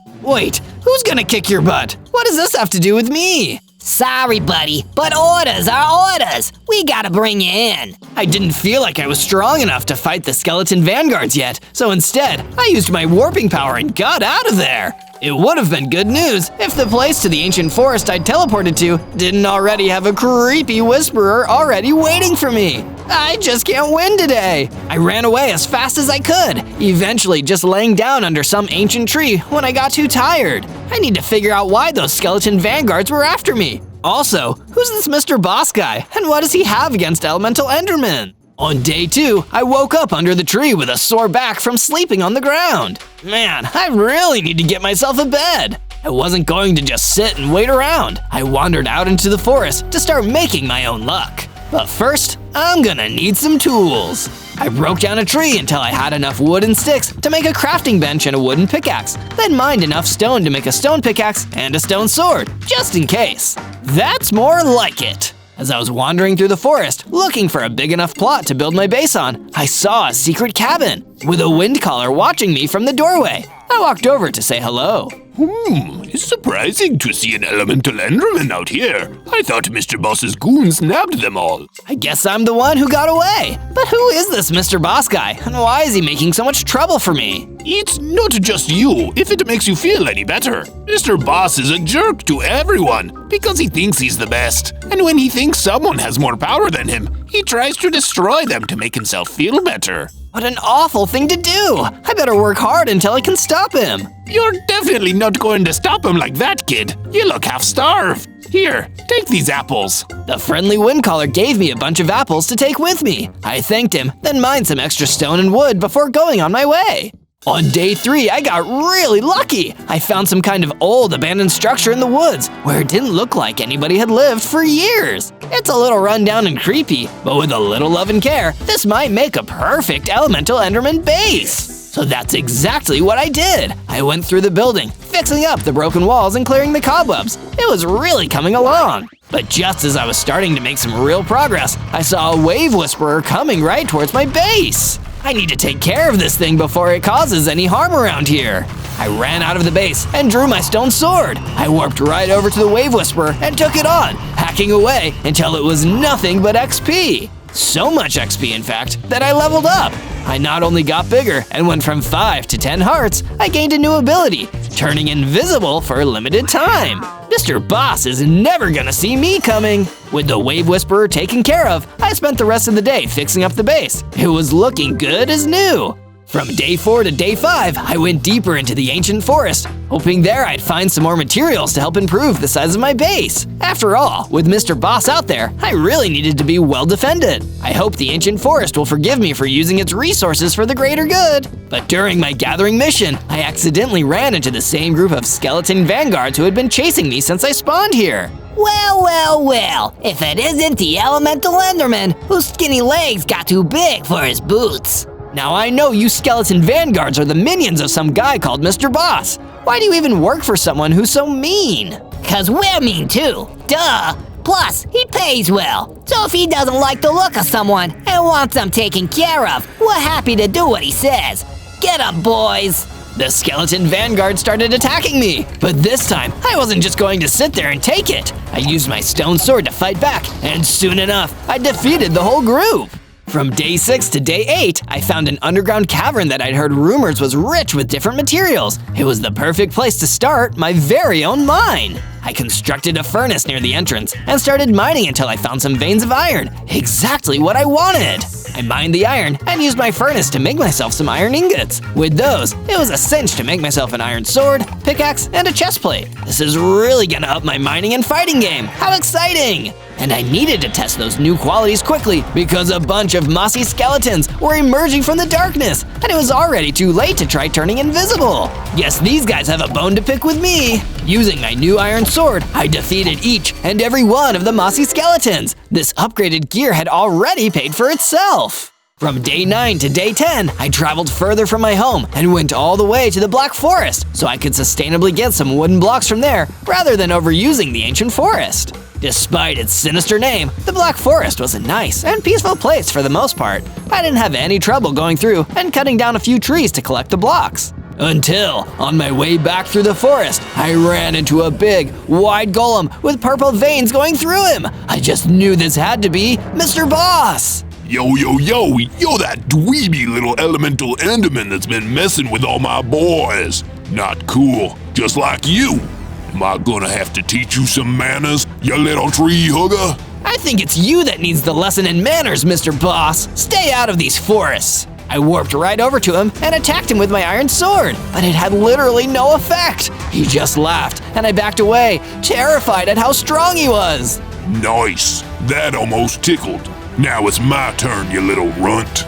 But if those were the hits he could take, I definitely didn't want to see the ones he could give. I turned invisible and ran away before he could catch me. There's no way I could beat this guy like this. He's just too strong. While I was running away, I turned visible again and ran into a mountaineer who was also in the Black Forest. He looked at me like I was oddly familiar. Running, huh? From Mr. Boss? Wait, how did you know? He's been shaking down everyone around these parts, the big mean bully. Nobody's been strong enough to stop him before, so we all just let him boss us around. Well, that stops here. I'm sick of his bullying. I'm gonna get strong enough to defeat Mr. Boss once and for all. I led the mountaineer back through the Black Forest. I had made my first ever ally. From day 11 to day 12, I led the mountaineer back to my base. I see room for improvement, sure, but it's nice to have a roof over my head. Thank you, Zozo. I'm happy to stay here with you. Of course, my first course of action was adding a new room to my base, complete with a bed so that the mountaineer could sleep. Oh, nice and cozy, just how I like it. I know what you like, bro. But my encounter with Mr. Boss made me realize just how dangerous he was, and I needed to be as tough as possible to survive an encounter with him. That's why I went back to my underground mining cavern to mine some more iron ore. And while I was exploring the old mine, I found something interesting, a bow and some arrows. It's always useful to have a long-range attack. Yoink! While I was smelting the iron ore, it turned out I found that bow just in time. I was attacked by a dread beast that had been hiding out in the cavern. I didn't want it to get too close to me, so I used my bow to take it out at a distance. It was a real lifesaver. With the extra iron ore I gathered, I made myself some new ingots and some new pieces of iron armor. That made me way more defensible. I also had enough to make the axe and the shovel. I'm fully ironed out now. And speaking of defensible, I went back to my base afterwards and started construction on a perimeter wall. I even put up a little sign, "No Mr. Boss allowed." Yeah, that'll show him. From day 13 to day 15, I went back to the Windcaller's secret cabin in the ancient forest to tell him how I was doing and share everything I'd learned. It turns out Mr. Boss is way stronger than I thought, Windcaller. I thought he was just some average bully. I had no idea he was some super powerful mob boss. Perhaps I wasn't fully honest with you about what you were going up against, Zozo. Mr. Boss certainly is a nasty customer.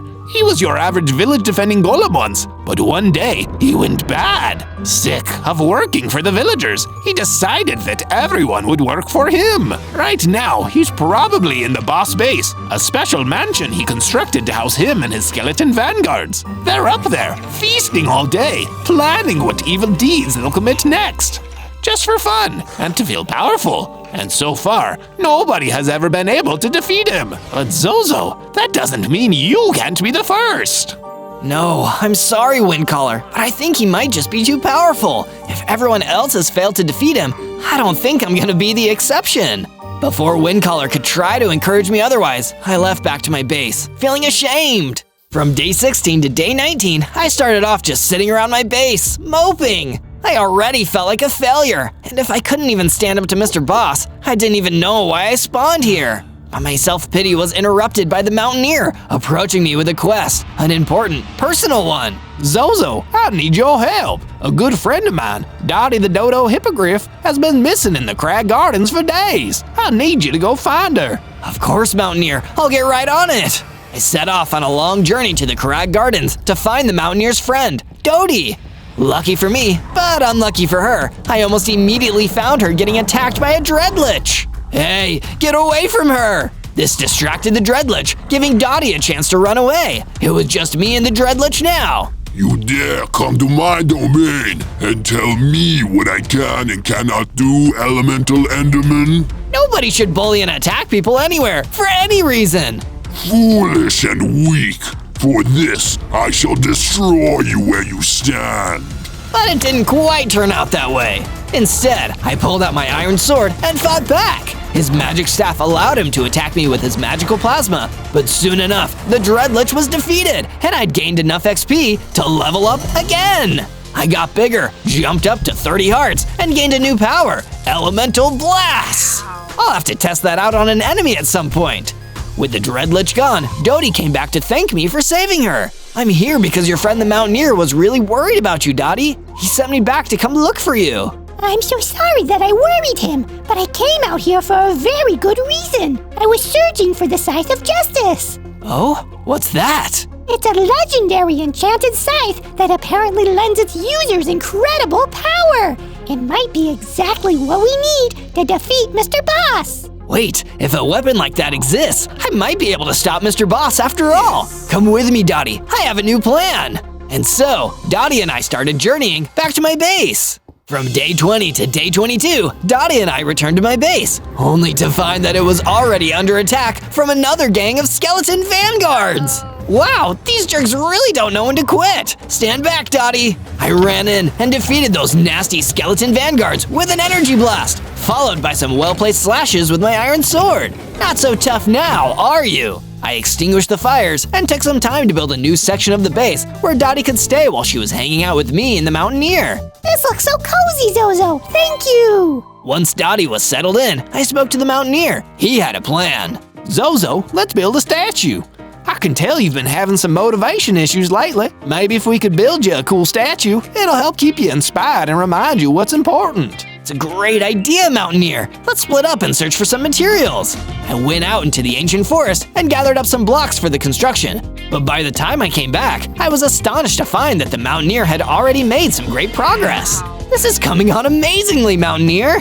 Thanks, Zozo. How about you work on the next bit? My arms could use a rest. While the Mountaineer rested, I went to work on the statue with the blocks I'd collected.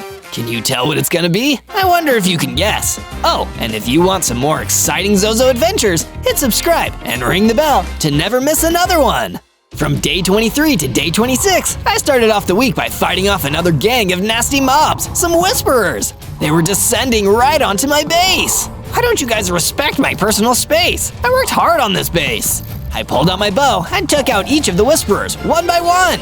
Then I warped out to check and see if they had dropped anything. Turns out they dropped a few shark-tooth arrows. Those would be useful later. I should go search for somewhere to test out these new arrows. That's why I decided to take a trip to the Cypress Swampland, where I'd never been before. And they certainly knew how to roll out the welcome wagon, because it didn't take long for me to be attacked by some dread scuttlers. Good thing I have those arrows, because I wouldn't even want to get near those things. Thanks to a few well-placed shark-tooth arrows, the dread scuttlers were soon defeated. I kept exploring until eventually I ran into a pink pixie. Hi there, I'm Greta, the pink pixie. I don't want to be a bother, but I was wondering if I could ask for a favor. Hi Greta, I'm Zozo, and of course, what's the favor? This big meanie called Mr. Boss chased me out of my home, and now I don't have anywhere to live.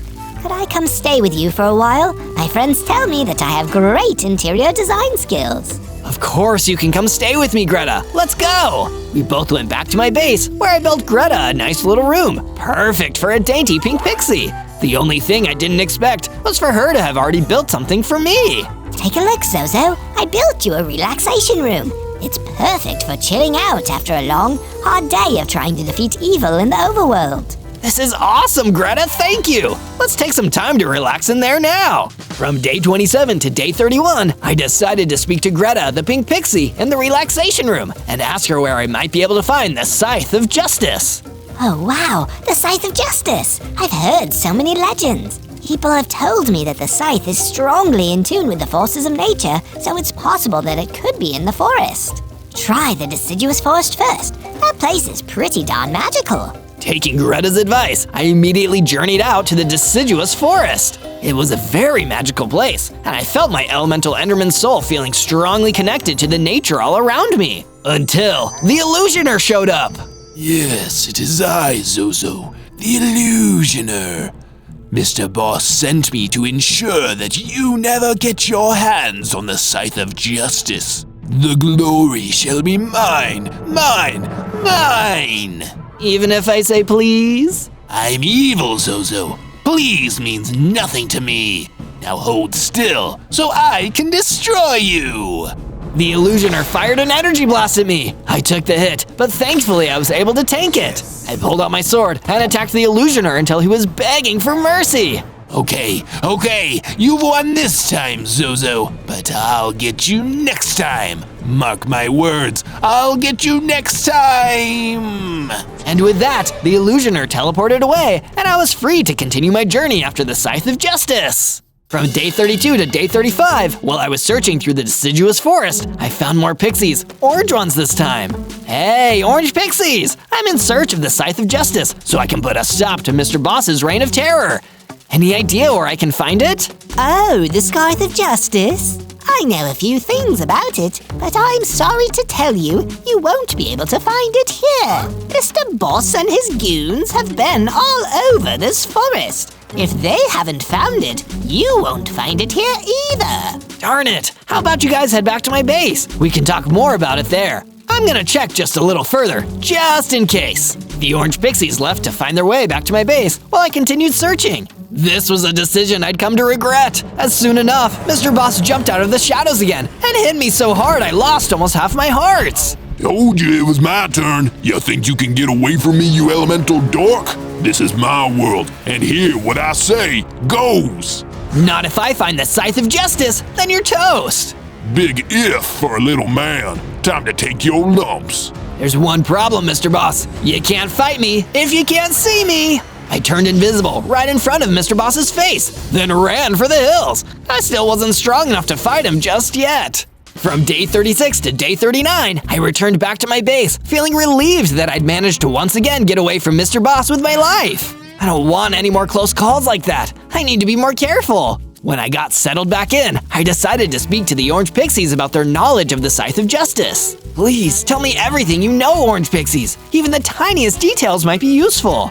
According to our legends, the Scythe of Justice once resided in the forest, but it doesn't anymore. It was used by a great hero once in the past, and we believe this great hero may have left it among the dunes. You may have more luck finding it there.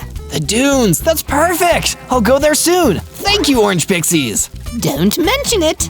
Oh, one other thing. We couldn't help but notice you're making a statue. While we were waiting for you to come back, we decided to add a little to it. Mind taking a look, just to make sure we did it right? I went to take a look and was so happy to find that the Orange Pixies had done an amazing job. It was even better than I could have imagined. You've done a fantastic job, guys. Thank you so much for your help. From day 40 to day 43, I was working on some improvements around my base when I saw a traveling scribe approaching the base. He came up and I decided to talk to him. Hey, Mr. Scribe, what brings you here? I heard you're trying to take down Mr. Boss. He hasn't exactly been kind to me in the past, so I'm gonna give you some advice. Head to the Crag Gardens and go west. You'll find some diamonds that will help you on your quest. That sounded like a good tip to me, so I went back to the Crag Gardens and went on a search west for the diamonds. But on the way, I ran into a dangerous Myrmex Queen, an insect-like monster who is definitely not friendly. Ugh, and I'm afraid of bugs at the best of times. This is the worst. Thankfully, she wasn't as strong as she looked, and I managed to take her down without too much trouble. Phew, I feel a lot safer now. It dropped Myrmex meat. Not sure that it's going to be tasty, but I am running out of apples, so I'm taking it. I continued my search west until, just as the scribe said, I found a bunch of diamonds scattered across the ground. Exactly what I needed. I traveled back to the base with the diamonds and crafted myself an awesome diamond sword. I can't wait to show this to Mr. Boss. He won't want to mess with me now. The Myrmex meat actually tasted better when cooked than I expected, although I think Gordon Ramsay would disagree. From day 44 to day 49, I headed out to the dunes. I hope I can find the Scythe of Justice out here. Now, if I was the Scythe of Justice, where would I be? As I was exploring and looking around the dunes for any sign of the Scythe, I spotted a Vindicator chef being attacked by a Gorgon. He was doing his best to fend off her attacks, but he was definitely in danger. Hey, you leave him alone! I grabbed my diamond sword and rushed in to help the Vindicator chef. With my help, we were able to defeat the Gorgon together. Phew, I'm glad I came along.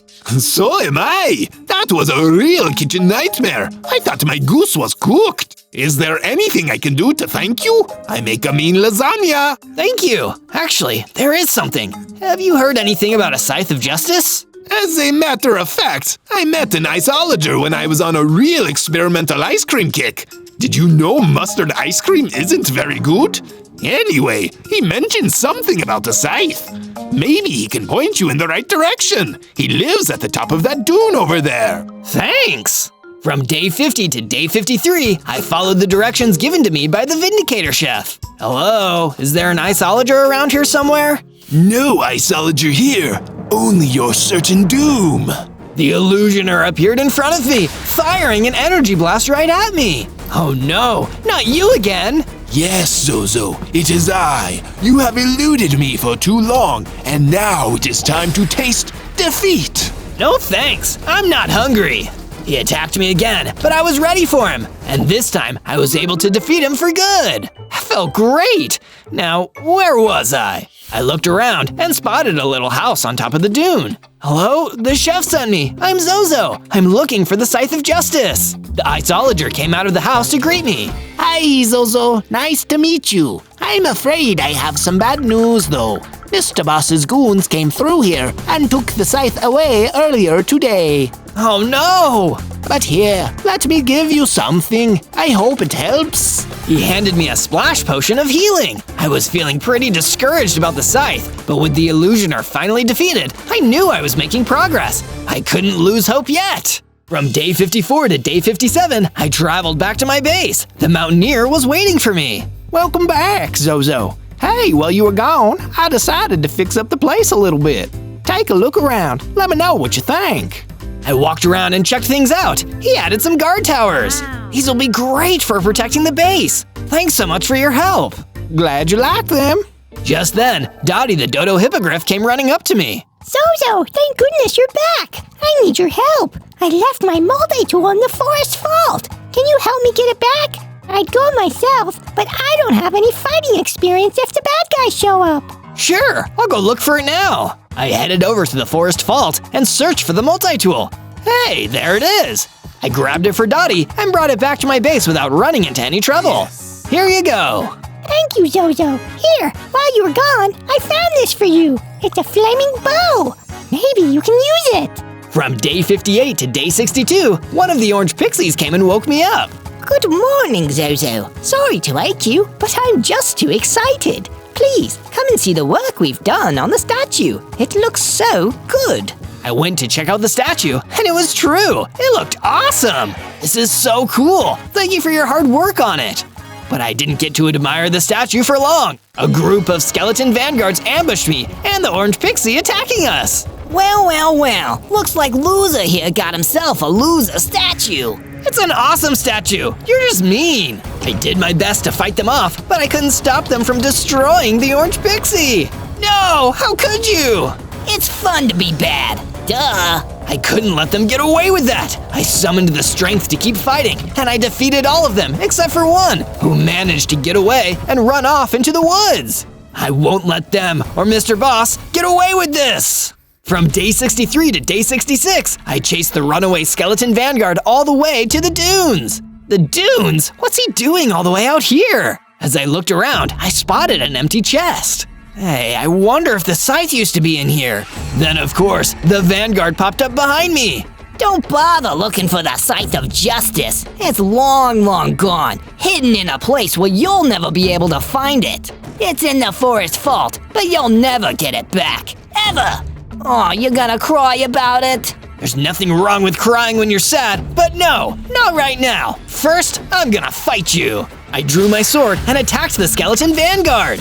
This time, I was ready, and he couldn't surprise me. I was able to hit him with the flame bow and avenge the Ord Pixie. From day 67 to day 70, I traveled to the forest vault again, but this time it looked different. Mr. Boss and his goons had definitely been here, and there was a squall golem standing at the entrance to the area. Tiny, pathetic, showing up in places he shouldn't.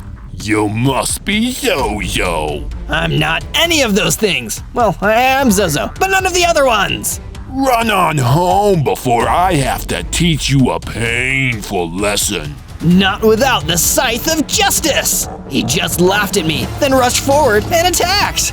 I tried my best to fight back, but he was much stronger than me, and I was worried I wouldn't make it out of this one alive. He knocked me back. Uh-oh, I'm in over my head here. But I didn't have another choice. I had to keep doing my best. I climbed back to my feet and hoped my trusty diamond sword would be enough to save me. I dodged the squall golem's next attack and got the better of him.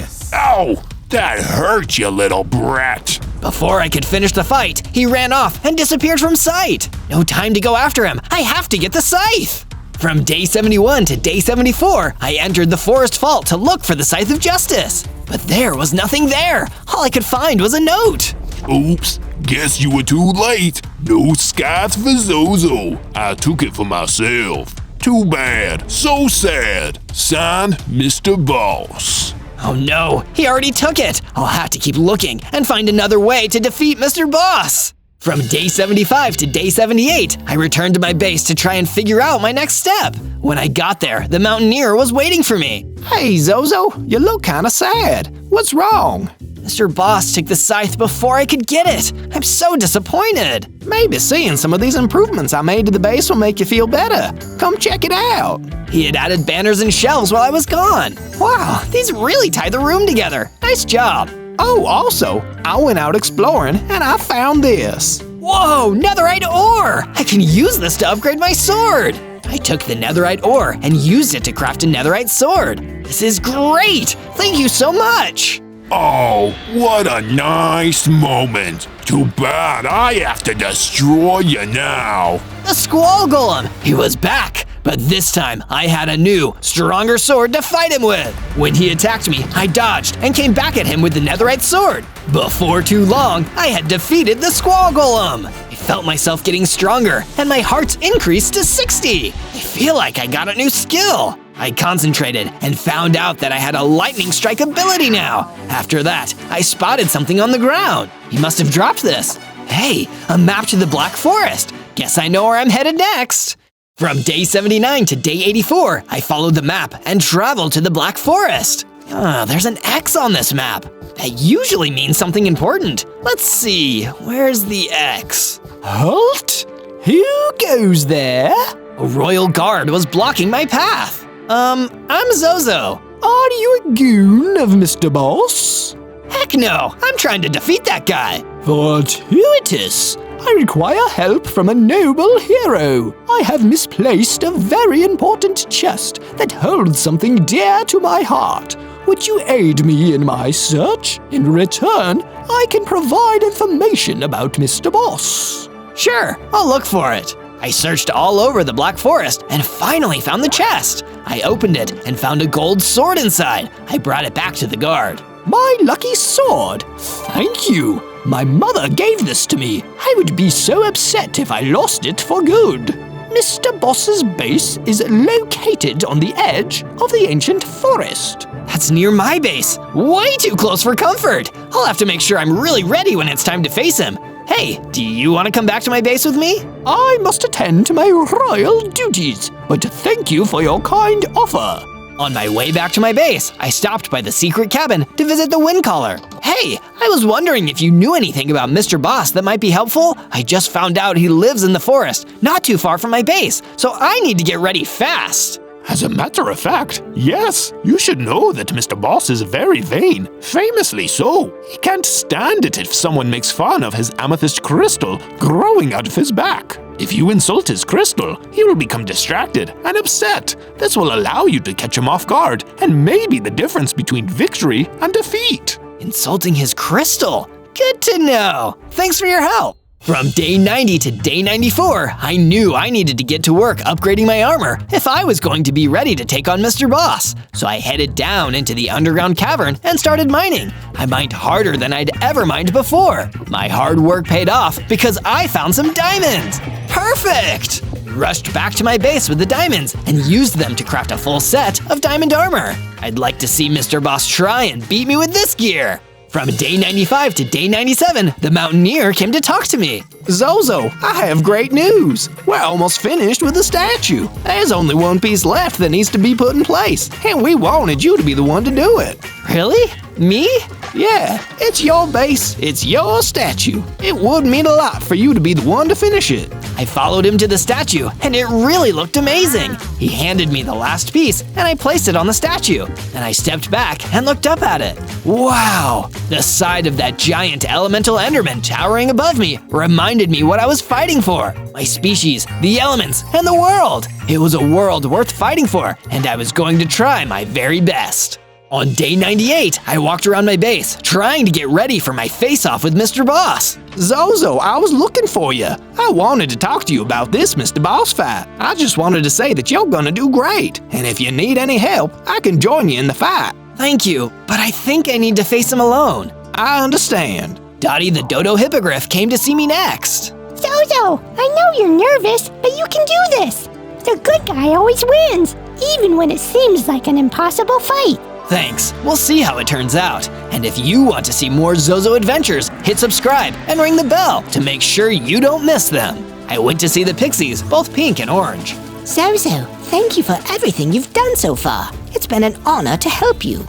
It really has. Go show that mean Mr. Boss that nice guys don't have to finish last, and that being mean never pays in the long run. You all believing in me so much really makes me feel like I can do it.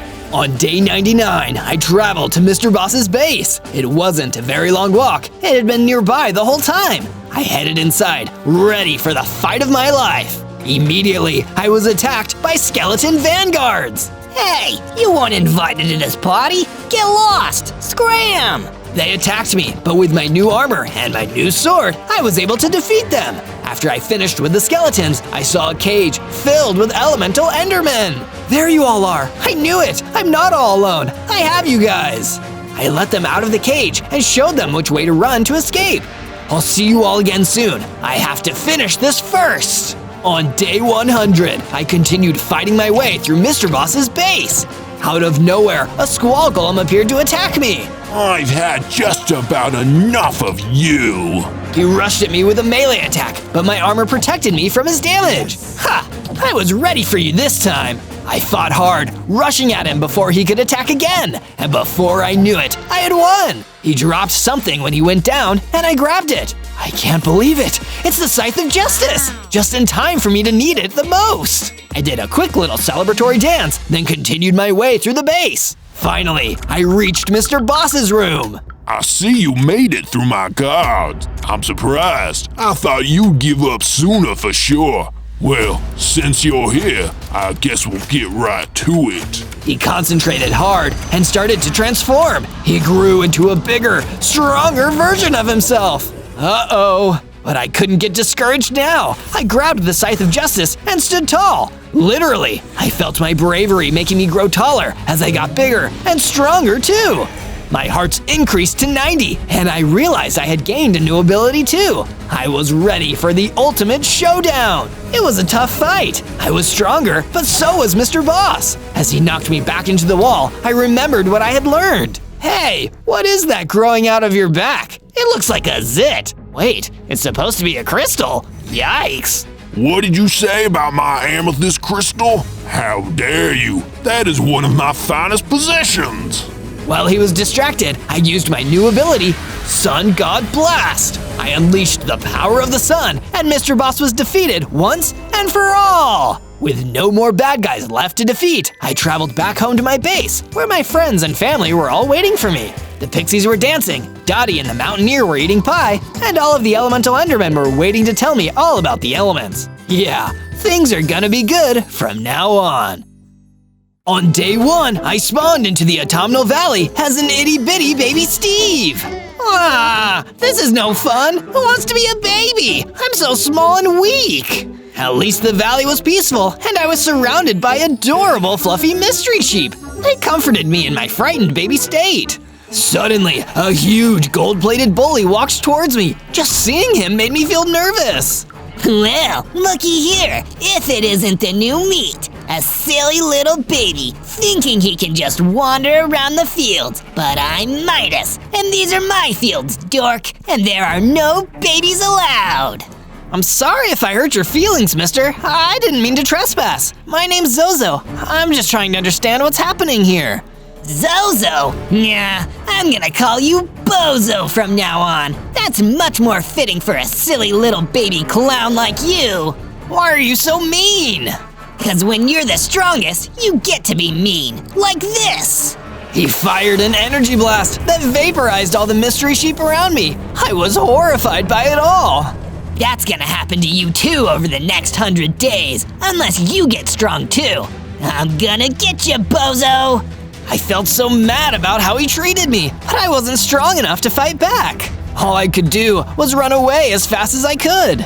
I don't care what he says. I will get strong enough to stand up for myself in 100 days. On day 2, I continued running through the autumnal field and didn't stop until I was absolutely sure that Midas the Bully wasn't somewhere behind me. Phew, that was a close one. I only have 5 hearts, so I can't afford to let someone as powerful as him get the jump on me like that. I still feel terrible for those mystery sheep though. My knees started to hurt from all the running, so I started crawling around. The autumnal valley didn't seem so sweet and peaceful anymore. To a little baby like me, everything seemed almost too scary to handle. I hope I can find someone around here who will agree to help me. But because I wasn't very lucky, I instead ran into a group of mean-looking skeleton jackals. Excuse me, guys, but would any of you be able to help a little baby like me? I'm lost and afraid. But the skeleton jackals just started laughing and laughing. Oh, this is priceless. What a little baby dork. You must be Bozo. Midas told us all about you when he sent us out to look for the little lame-o who was trespassing in his valley. What? You work for Midas the Bully? But why? He's so mean. Sure, he's mean, but if you side with the bully and help him bully others, then they won't bully you. That's a terrible message. We should all stick up for each other. Ha! Spoken like a true bozo. Let's get him, boys. I had to run away again because there was no way I could take those guys on. It made me feel so weak and cowardly, but there was nothing else I could do. When I outran the skeleton jackals, I stopped in a clearing to cry. That's when a friendly pig wearing a crown approached me. Are you all right there, little one? No, I'm not. I've only been here for 2 days, and everyone is mean to me. Oh, that's no good. I'm the King Pig, and I won't stand for any of that sort of rubbish in my kingdom. Come with me, little one. Okay. So I followed the King Pig out of the autumnal valley. On day 3, the King Pig led me out into the blue taiga where there was a small school building. Do not worry, little Zozo. This is the Blue Tiger School. It is a safe place for children, and a good friend of mine runs it. I entered the school, and that good friend turned out to be the Water Elemental, the teacher who taught anyone passing through the blue taiga. Good heavens, you poor thing! Look at you! I'm so sorry that some of the people you've met in the overworld have treated you poorly, Zozo. But I promise that you will always have a safe place here. Thank you, Mr. Water Elemental. It was also very kind of the King Pig to bring me here. It makes me feel a whole lot better after my incident with Midas the Bully and all his goons. Midas, a truly nasty man. An ex-student of mine. Actually, I expelled him from the school years ago for bullying other students. As sad as I am to say it, I don't think he'll ever change. What do you think I should do, teacher? Honestly, little Zozo, I think the ultimate solution is to train hard enough that you're strong enough to defeat him, for the sake of everyone. there's a nice place called the Amaranth Fields near here. That might be a good spot to begin your work. Thank you, Mr. Water Elemental. I won't let you down. So King Pig and I set off for the Amaranth Fields, ready to begin the process of taking Midas the Bully down once and for all. From day 4 to day 5, King Pig and I arrived at the Amaranth Fields. There were enough wide open plains for it to be perfect to make a base. But first, I broke down a tree and made myself a crafting bench and a wooden pickaxe. Then mined into the ground for my first stone blocks. Now I'm feeling less like a baby already. I built myself a furnace, a stone pickaxe, and a stone sword. King Pig, Your Highness, is it alright for a baby to hold a sword? It's okay with adult supervision, Zozo. And I'm 47.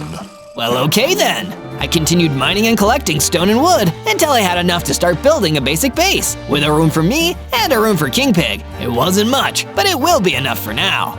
This base is looking good, Zozo. It's not quite fit for a king just yet, but you're getting there. Then, a problem came up. A small swarm of golden devourers tried attacking my base, and I was forced to use my sword to fight them all off. Get out of here, you nasty little critters! I've had enough meanies this week. But when they were defeated, something amazing happened. I had enough XP to level up, becoming a slightly bigger baby with 20 hearts and the ability to crawl up walls. I guess it makes sense for a baby to be really good at crawling. From day 6 to day 8, given a little more confidence by my new power and new hearts, I decided to venture out to the mangrove marshes where I could hopefully learn more about being strong and tough. It seemed like a nice enough place until I saw an ancient Egyptian guy being attacked by a nasty bunch of sectoid soldiers. I couldn't let them get away with that. Don't worry, I'm here to help. Baby to the rescue! I pulled out my stone sword and ran in, defeating all the sectoid soldiers with the element of surprise. When I was done, it was just me and the ancient Egyptian left. Thank you very much, my friend. I'm Seth. You saved my life just then. Don't mention it, Seth. I'm Zozo, and I'm just trying to learn to be stronger, so any combat experience is helpful. Well, in that case, we may be able to help each other. You see, Zozo, you may think this is bad, but there's a far worse pest problem out in the Cypress swampland. Think you can help me deal with it? Of course! Lead the way, Seth! So Seth led the way, and I followed him. From day 9 to day 10, I followed Seth out into the Cypress swamplands, ready to take on whatever pest problem he was dealing with. I mean, it's only bugs. How scary can it really be? I changed my tune when I saw the pest that Seth was talking about. A giant, terrifying mummy scorpion! Okay, this may be a bit more challenging than I thought. While Seth stood back in the shadows, I pulled out my stone sword and ran into battle with the mummy scorpion. But my sword strikes didn't do any damage. But when the mummy scorpion hit back, it took off several hearts in one hit. I needed to get out of there as quickly as possible. I ran away from the angry mummy scorpion, yelling for my life, until I was out of there. Seth was waiting for me. So, Zozo, did you manage to defeat the mummy scorpion? I'm so sorry, Seth, but I'm still too much of a baby to defeat him. Want to come back to my base in the meantime? I'm sure we can get something figured out. Thank you, Zozo. That's very kind of you. I'll follow you back. And with that, we headed back towards my base in the Amaranth Fields. From day 11 to day 12, I arrived back at my base with Seth and immediately started working on adding an additional house for him to sleep in. Having 2 of my new friends here definitely makes me feel safer. After all, babies shouldn't be left alone for too long. Once I was done with Seth's room, he came over to me to share some exciting news. Zozo, since you were so kind as to let me stay on your base with you, I took the liberty of building you a little upgrade. Come with me, I'll show you. Oh, Seth, you really shouldn't have. That's just too kind of you. He led me over to a new room he'd created, a super cool storage area where we could keep gear, weapons, and supplies. This is awesome, Seth, thank you. This room is gonna come in so handy. Perhaps more than you even know, Zozo. I've come to understand that Midas the Bully is after you. Don't let the juvenile name fool you. He's an extremely dangerous fighter and magic user. To take him on, you're going to need the best weapons you can muster. Feeling inspired by Seth's words of warning, I made my way to a deep cave not far from my base and started mining. There, I found some iron ore, which I took back to the furnace on my base and smelted into iron ingots. Before I knew it, I had an iron sword and an iron pickaxe. A baby with an iron sword. This is just crazy, but I guess I'll go with it. And of course, a sword is no good if you don't have supplies. That's why I made a paddock on my base and herded some mystery sheep into it. After all, you never know when you're gonna need the wool. From day 13 to day 15, I wasn't sure what I needed to do to get stronger, so I went to my oldest friend, King Pig. Your Majesty, I'm not sure how to get strong enough to defeat Midas the Bully. I know I've got a better sword now, but I'm still a tiny, weak baby. Well, one of the best ways to grow big and strong is to have a healthy diet, my boy. And for what it's worth, I've heard the delicious apples on the Dover Mountains have particularly special properties. Then I'll head straight to the Dover Mountains. Thank you, King Pig. But the journey up and into the Dover Mountains wasn't easy. Thankfully, due to my climbing ability, I didn't fall, but it still took me a whole day just to get up there. And when I did, I noticed something terrible. There were apple trees, but no apples. Where could they have gone? That's when I turned and saw a massive skulk scorpion creeping towards me. Oh no, the scorpion must have eaten all the apples. It attacked me, and I needed to fend it off with my new iron sword. It was hard work for a little baby, but I still managed to defeat it. And when it went down, it dropped a special Dover Mountain apple. Time for a post-victory snack. When I ate the apple, I immediately started growing and becoming more powerful. I now had 50 hearts and the ability to quickly build walls. I'm one buff baby now. From day 16 to day 19, I wanted to go somewhere a little less challenging than the Dover Mountains, so I settled for the charming Evergreen Hills instead. Wow, the scenery here is lovely! If only I had a book to just sit around and read, this would be the perfect afternoon. And as if by magic, I ran into a book on the ground. I picked it up and saw that its title was The Tragedy of Midas. This sounds like an educational read. I started reading a passage that said, once, the one known as Midas was small and weak. He was picked on and grew to spite everyone around him. He got strong and grew his fortune, covering himself in gold. He then became a bully himself, just like the ones who bullied him. But my reading was interrupted by a gang of Midas the Bully's skeleton jackals that came towards me. Look at that nerd, reading. How'd you like that book, bozo? Is it teaching you how to be less lame? Oh, it's teaching me that your boss is even more small and insecure than I thought. Hey, nobody gets to talk about Midas that way. He's the #1 bully around here. Let's get him, boys. The skeleton jackals attacked me, but this time I wasn't going to run away. With my iron sword, I took them on and defeated every last one of them. When I'm done, their #1 bully is gonna be the world's biggest zero. From day 20 to day 22, while wandering back towards my base in the Amaranth Fields, I was attacked by a group of feral swamp spiders. Thankfully, I was able to defeat them easily with how strong I was getting now. No spider is tough enough to defeat Zozo, even as a little baby. After defeating the swamp spiders, I returned to the deep cave near my base, where I mined some more iron ore. I took it back to my base and used the furnace to smelt it. Then I crafted it into a full set of iron armor. Gotta stay safe out there. With my new sword and my new armor, and with the knowledge that I'd already beaten a skulk scorpion, I went all the way back to the Cypress Swamplands to settle an old score, defeating the mummy scorpion. He won't chase me away this time. I tracked down the mummy scorpion, and this time I defeated him easily. I felt on top of the world, knowing Seth was going to be so proud of me, until Midas the bully himself stepped out of the trees. Feel like a big man for wasting some goofy spider, huh, bozo? You're still just a tiny little baby to me. Midas, why don't you come over here and fight me rather than just calling me mean names? Fight you? Kid, I'd squish you like a bug. And believe me, I will someday, but not yet. I want you to become more of a challenge first. Later, bozo. Midas ran away before I could say another word to him. From day 23 to day 26, I returned to my base, feeling upset for my encounter with Midas, but proud of myself for finally defeating the mummy scorpion. I approached Seth with the good news. Seth, I defeated the mummy scorpion. The Cypress Swamplands are now clear of monsters. That's fantastic, Zozo. Thank you so much. I'm going to do something to repay you for this. Stay tuned. While Seth went to work on some mysterious project, I decided it was now time to improve my sword. I repaired it and applied the fire aspect enchantment, giving my sword a fiery power boost. Once the upgrade on my awesome sword was done, Seth came and led me over to his gift. He'd built a secret underground safe room under the base. Now, if anyone attacks and they're too strong to fight off, we can hide down here and we'll be safe until they leave. This is an amazing upgrade, Seth, and hopefully we'll never need to use it. From day 27 to day 31, I went back out to the Evergreen Hills where I'd defeated those evil skeleton jackals before, hoping to find something else of use there. Instead, I found a small group of sky lizards sitting around, looking relieved. You!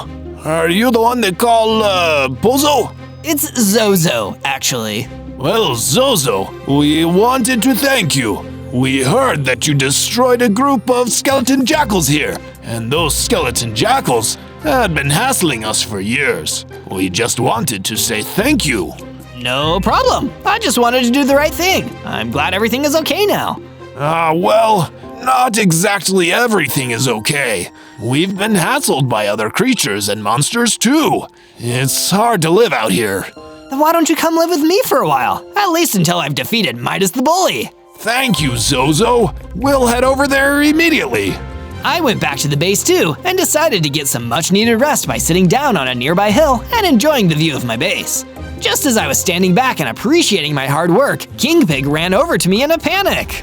Zozo, we need to go to the Blue Tiger School immediately. Something terrible is happening. From day 32 to day 35, King Pig and I ran to the Blue Tiger School as fast as we could, but it may have already been too late. The Blue Tiger School was under attack from a swarm of skeleton jackals sent directly by Midas the Bully. Oh no, we need to stop them. I ran in to help, attacking the different skeleton jackals, but I couldn't save the water elemental. He was destroyed in the confusion. No, water elemental! I went into full rage mode after that, taking out every single one of the skeleton jackals. But even though they were gone, there was no bringing back the water elemental. I'm sorry, King Pig, we lost him. This is a truly terrible day, Zozo. From day 36 to day 39, I went back to the mangrove marshes. I needed to be alone and clear my head. I still felt so guilty about not being able to save the water elemental. But then, as I was traveling through the marshes, I happened upon an air elemental, and he looked like he needed help. He reminded me of my old elemental friend, so I really wanted to see if I could help out. I've lived in these marshes for years, but recently a bubble monster moved in, and it's been ruining everything. I may need your help to stop it, Zozo. Of course, Air Elemental. I'll go see what I can do. I ran deeper into the marshes, excited by the thought that I might be able to do a good deed and make a difference. I'm coming for you, bubble monster. When I found the beast, it didn't take long to defeat, especially with the fire aspect enchantment on my sword. Once this dirty bubble was defeated, I ran back to the air elemental as fast as I could. You have done me a great kindness, Zozo. In return, I will give you one cryptic clue. Midas lurks in a forgotten place. And with that, the air elemental disappeared, and he was right. That was a very cryptic clue. From day 40 to day 43, I returned to my base and found that King Pig had made an amazing improvement to my base. A statue of the water elemental, so we would always remember him. That was so kind of you, King Pig. If the water elemental was here, he'd really appreciate this. Thank you, Zozo. Also, I was wondering if I could ask a favor. My friends, the gold pigs, need to leave my kingdom for a while to be safe from Midas.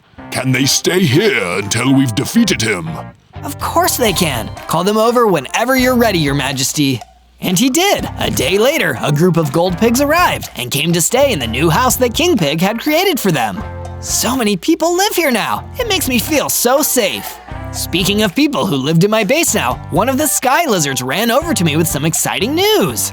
Zozo, you must head to the flowering ancient forest at once. We believe that Midas the Bully is already there. From day 44 to day 49, I followed the tip from the sky lizard and traveled to the flowering ancient forest to find Midas the Bully. As I was looking for him, Midas himself jumped out from behind a tree. Well, if it isn't Bozo! What's up, little clown? I'm not a clown, and you know my name is Zozo. You've been pushing everyone around for too long. We'll see how funny you think it is when I finally stop you from bullying everyone. Yeah? Good luck with that, clown. You see my gold armor?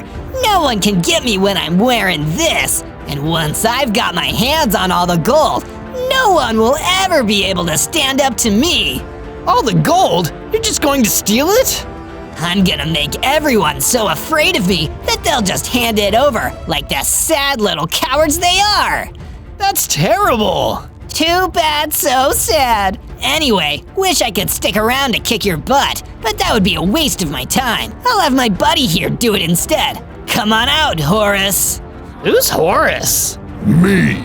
Horace appeared out of nowhere, and Midas ran off. Uh-oh, this guy seems pretty strong. I knew I was in for a tough fight. From day 50 to day 53, I started my battle against Horace in the flowering ancient forest. He was a lot more powerful than I expected, but I was still holding my own. Had enough yet, bozo? No way! I'm not backing down. Then I guess I'll just have to make you. He hit me hard, knocking me back, and I almost fell over. But I got my balance back and came back at him just as hard. The fire aspect enchantment on my sword helped me finally defeat him, and I took a second to catch my breath. That was a close one. Hey, what's that? Looks like he dropped something. There was a baseball bat on the ground. I've heard these can freeze mobs for a couple of seconds. This is gonna be super useful. I also spotted a part of a book. Hey, this looks like a page from a diary. It says Midas on it. Dear diary, I sure hope no one finds out the reason I wear all of this armor. I'm not a very good fighter. I'm just good at dodging and taking lots of damage. If someone found a way to freeze me or damage my armor, I'd be in big trouble. Good thing I'll never tell anyone my secret. Oh boy, I'm glad I found this. From day 54 to day 57, I got ready to head back to my base. But as I was preparing to leave the flowering ancient forest, an ender creeper ambushed me.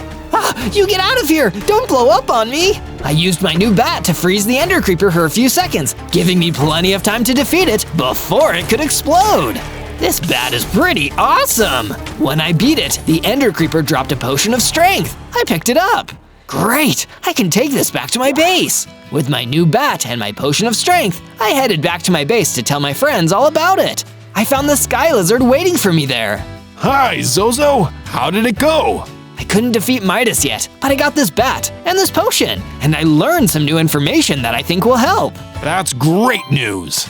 From day 58 to day 62, I decided to take time to make some improvements to my base. I expanded my paddock to make room for more sheep.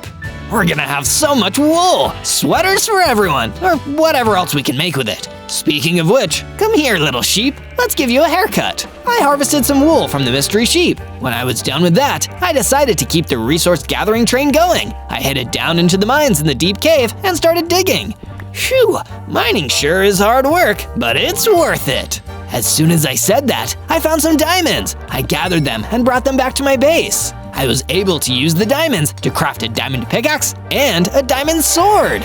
I'm making great progress. Look out, Midas. We'll see how your gold does against my diamonds. One of the sky lizards came up to me as I finished crafting my diamond gear. Zozo, come look. I added some more bedrooms to the base, in case any more friends need to come and stay here. I followed him and saw all the rooms he had added onto the base. Wow, this must have taken ages. Thank you so much. Anyone who needs a safe place to hide from Midas the Bully can come here now. With the help of my friends, even though I'm a baby, I feel big and strong. From day 63 to day 66, Seth approached me at the base. Zozo, I have information about where Midas might have gone. I heard he likes to stomp on flowers, big meanie that he is. Is there anywhere with lots of pretty flowers he might have gone to? I don't know. Wait a second, maybe you should check the flowering enchanted forest. I traveled to the flowering enchanted forest and kept my eyes peeled for the glint of gold that meant Midas the Bully was hiding there. I didn't see Midas, but I did see a fire elemental running right at me. Zozo, is that you? Oh geez, no, it's Zozo! I grabbed my sword. I guess you're here to fight me for Midas, huh? What? No, I'd never work for that guy. I heard you were someone to go to for help. I need help getting this ghost miner to leave me and my family alone. He's trying to kick us out of our house and wants us to give him all of our gold. That's despicable! He must be working for Midas. Don't worry, I'll see what I can do. From day 67 to day 70, I followed the fire elemental to his house. Sure enough, there was a ghost miner trying to break down one of the walls. Looks like my grandma is still inside. Hurry, please. Hold on, Granny Fire Elemental, I'm coming! I got my sword ready and rushed towards the ghost miner. He was chipping away at the wall of the house, but when he saw me coming, he stopped and turned his focus on me. He was strong, definitely the strongest enemy I'd fought so far, but I still managed to finally defeat him. It's safe now. No one will try to destroy your home again. Thank you, Bozo. I'll never forget what you did for us today. No problem. My name is Zozo, though. Could you spread the word? Midas the bully started calling me the wrong name, and I really don't want it to stick. I may be a baby, but I'm no clown. You got it. It's the least I can do. If you ever need a fire elemental, you know where to find me. Or you can just come over for dinner sometime. Yum! Sounds like a plan. From day 71 to day 74, I kept exploring the flowering enchanted forest, keeping an eye out for smushed flowers. I know if I see something that's messed up, Midas can't be far. As I walked, taking in the beautiful scenery, a bee came buzzing by me. Hello, little bee. Hello, Zozo. Say, if you're enjoying this adventure and want to see more, make sure to subscribe and find other adventures by searching ZOZO. Anyway, I've got to buzz off. Bye! Thanks for the tip, Bee. Now back to searching for that bully. Talking about me, bozo? I could see Midas just up ahead of me, stomping on a flower. Why would you destroy something so pretty? These flowers aren't hurting anyone. Flowers are for losers and dweebs. Who needs them? You probably love flowers, don't you, bozo? I could stomp on you just like these flowers. You're just as weak. No, I'm not. I'm getting stronger all the time. Ha! Oh yeah? You think you're strong enough to fight me? I tried to get my bat so I could freeze him for a few seconds, but I wasn't quick enough. He rushed at me and overwhelmed me. I had to run. I ran to a safer place and stopped to collect my thoughts. Next time I'll be ready. Next time I'll be stronger. That's right. You better run. From day 75 to day 78, I returned to my base, feeling pretty down about the fight with Midas. All I wanted to do was lie down and take a nap, but I couldn't even fall asleep. I can't believe I had to run away. After I talked all that talk about being stronger, I still wasn't strong enough to take Midas on. Maybe he's right. Maybe I am just a silly little clown baby. I'll never win. Knock knock, can I come in? Sure, go ahead. I thought you might want to see some improvements I've made to the base. Come on, take a look. Okay, I'll check it out. While I was gone, King Pig had added a bunch of decorative lanterns to the base. It made the whole place look way nicer, and even though I was still bummed out, it definitely cheered me up. This is really nice and calming in a way. One of the sky lizards came running over to me. Zozo! Zozo! Look what I found! It's a potion. I think it'll make you stronger. Try it and see what happens. Sure, I might as well. I drank the potion, and to my surprise, I felt myself getting bigger and stronger. I was growing up. My heart's increased to 100. Thank you. I feel so much better now. I had a tough time before, but I just know I'll be able to take down Midas soon. From day 79 to day 84, I decided to take my new confidence back to the flowering enchanted forest to see if Midas was still there. This time, I'll show him. He'll see that I'm not a clown at all, and he can't pick on me anymore. I looked all around, but I couldn't see Midas anywhere. I saw some sectoid guards though, and I was able to test out my new strength by fighting them off. It was much easier than fighting the sectoid soldiers from before. I'm definitely getting better at this. When I finished battling the sectoid guards, a rich mummy came to me. Say, old chap, that was impressive. Tell me, how did you become such a talented fighter? Lots of practice, some special potions, and the support of my friends. Righto! Splendid work, my lad. A warrior of your caliber deserves the finest quality armor. Why, I have just the thing. I don't have any use for it myself. I have so much wealth already. Please, take this netherite helmet and put it to good use. Really? Thank you so much! No trouble at all, old sport. Give that wretched bully Midas what for. Ta-ta! After giving me the helmet, the rich mummy ran away and disappeared. What a weird guy, but this is a really nice gift. It'll help protect me the next time I see Midas. From day 85 to day 89, I returned to my base, only to find that more of Midas the Bully's skeleton jackals were attacking my base, trying to break down the structures. Hey, me and my friends worked hard on those. How dare you? Oh, this was your house? We thought it was just a big pile of trash someone left in the field. It'll probably look better once we're done. You big jerks! I'm not gonna take that! In my pure anger at being attacked like this, I went into a rage frenzy and started knocking them out one by one. But some of them managed to escape during the chaos. I knocked out the remaining ones and decided to give chase. Chasing them outside of my base, I noticed that I wasn't fast enough to catch up. During my chase, I suddenly saw a lone saber-toothed pig just standing around in the field and crying. What's wrong, saber-toothed pig? Those big, mean skeleton jackals came through here, and they called me ugly. And now I feel horrible about myself. Oh no, that isn't fair. For what it's worth, as saber-toothed pigs go, I think you have a certain handsome charm. But at the end of the day, it's what's on the inside that counts. The only truly ugly thing is to be mean to people. You're right, Zozo. Thank you. That made me feel a lot better. No problem. And if you'll excuse me, I need to chase those meanies down. Go get 'em, Zozo! From day 90 to day 94, I chased the gang of skeleton jackals into the Forgotten Forest. Eventually, we found a dead end. I had them backed into a corner. Ready to face the consequences of your bullying ways, skeleton jackals? But they just started laughing at me. You fool! You fell right into our trap! You think we're nasty? Meet Midas's best friend. He's gonna get all the gold now! A huge, buff pigless walked in and the skeleton jackals ran off. He must have been Midas's best friend, and it was certainly scary to be standing in front of him. You can leave now, there's no need to fight.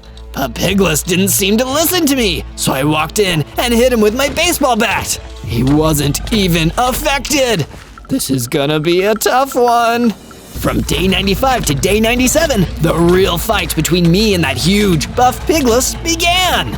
Every hit from him took down my hearts massively. I was lucky that I had 100 of them, or I would have been doomed. I kept hitting him with my diamond sword until the Pigless was finally defeated. And when he went down, he dropped a book I never expected to see. It was marked The Diary of Midas. Wow, another extract from Midas's diary. Pigless must have really been Midas's best friend if he trusted the guy to carry his diary.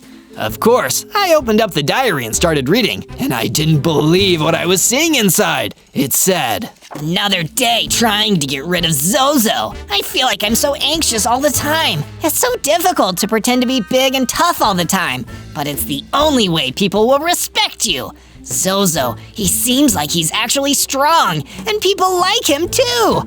I need to get rid of him quickly, or I think he might actually defeat me." I was blown away by what I'd read. So deep down, Midas is the most scared and insecure of all. And he's afraid that I'll defeat him. If he believes I can, then I believe I can too. I ran back to my base, ready to make the final preparations. I was gonna take down Midas. On day 98, I came back to my base, feeling more motivated than ever to complete my quest and end the reign of the overworld's #1 bully once and for all. King Pig, Sky Lizard, and Seth gathered up around me, ready to see me off. It's time, everyone. I'm going to Midas's base to defeat him once and for all, and free the land from fear and bullying. Hear, hear, Zozo. You've always looked out for us, and I'm proud of you for seeing this through all the way. You're a true hero for doing this. I agree. Ever since you first saved me from those sectoids and helped me defeat that mummy scorpion, I knew you had it in you to save the world. You've got a hero spirit, and you can do this. But I don't want to send you into the lion's den. Let me come and help you, Zozo. You shouldn't have to do this alone. It's okay, King Pig. I'm gonna do this myself. Knowing all of you believe in me is enough. On day 99, I made my way across the Dover Mountains, psyching myself up for the final battle against the bully who'd been hassling me for 99 days. I can't wait for this to finally be over, so me and my friends can all relax. On my way there, I ran into a yak who was casually grazing. Wish me luck, Mr. Yak. I'm on my way to defeat a major bully. Good luck. Hope you don't get your butt kicked. I kept going until I saw the last thing I wanted to see. A big gang of Midas's skeleton jackals ready to fight. Oh no, even I might be outnumbered here. Think again! I turned and saw that King Pig had been following me the whole time. King Pig, why are you here? Because you need me, clearly! You've helped me a lot since you've come here, Zozo. Now it's time for me to help you. I'll distract all these nasty skeleton jackals. You go take down that big bully. You're the best, King Pig. Let's do this! On day 100, I entered Midas the bully's lair by using my wall climbing abilities to get in past the walls. All that gold he's taken, you'd think he'd have invested in some better security. When I went in, Midas was the only one there. He seemed shocked to see me. What? This is impossible! I sent out all my skeleton jackals to stop you. How could you have gotten past them? Because I still have friends, unlike some people around here. Big talk for such a little baby, bozo. I may be a baby, Midas, but I'm not a coward. I know the truth. Pigless was carrying your diary, and I read it. You're afraid of me. You're afraid of everything. And rather than confront that, you're mean to everyone around you. I'm giving you one last chance to be better. You read my diary? Oh, for that, I'm gonna pound you, you nasty little baby. This is the end. Well, I can't say I didn't give you a chance. Midas fired an energy blast at me, but I used my quick building skills to build a wall between me and the blast. Now it was time to fight back. I chugged down the potion of strength I received earlier. There was no way he could stop me now. I ran out from behind the wall and took Midas by surprise and bonked him with my bat. Before Midas could stop me, I hit him again and again and again, cutting through his golden armor until the last strike defeated him for good. That's what you get for being a bully. And with Midas gone, the overworld was free to have fun once again.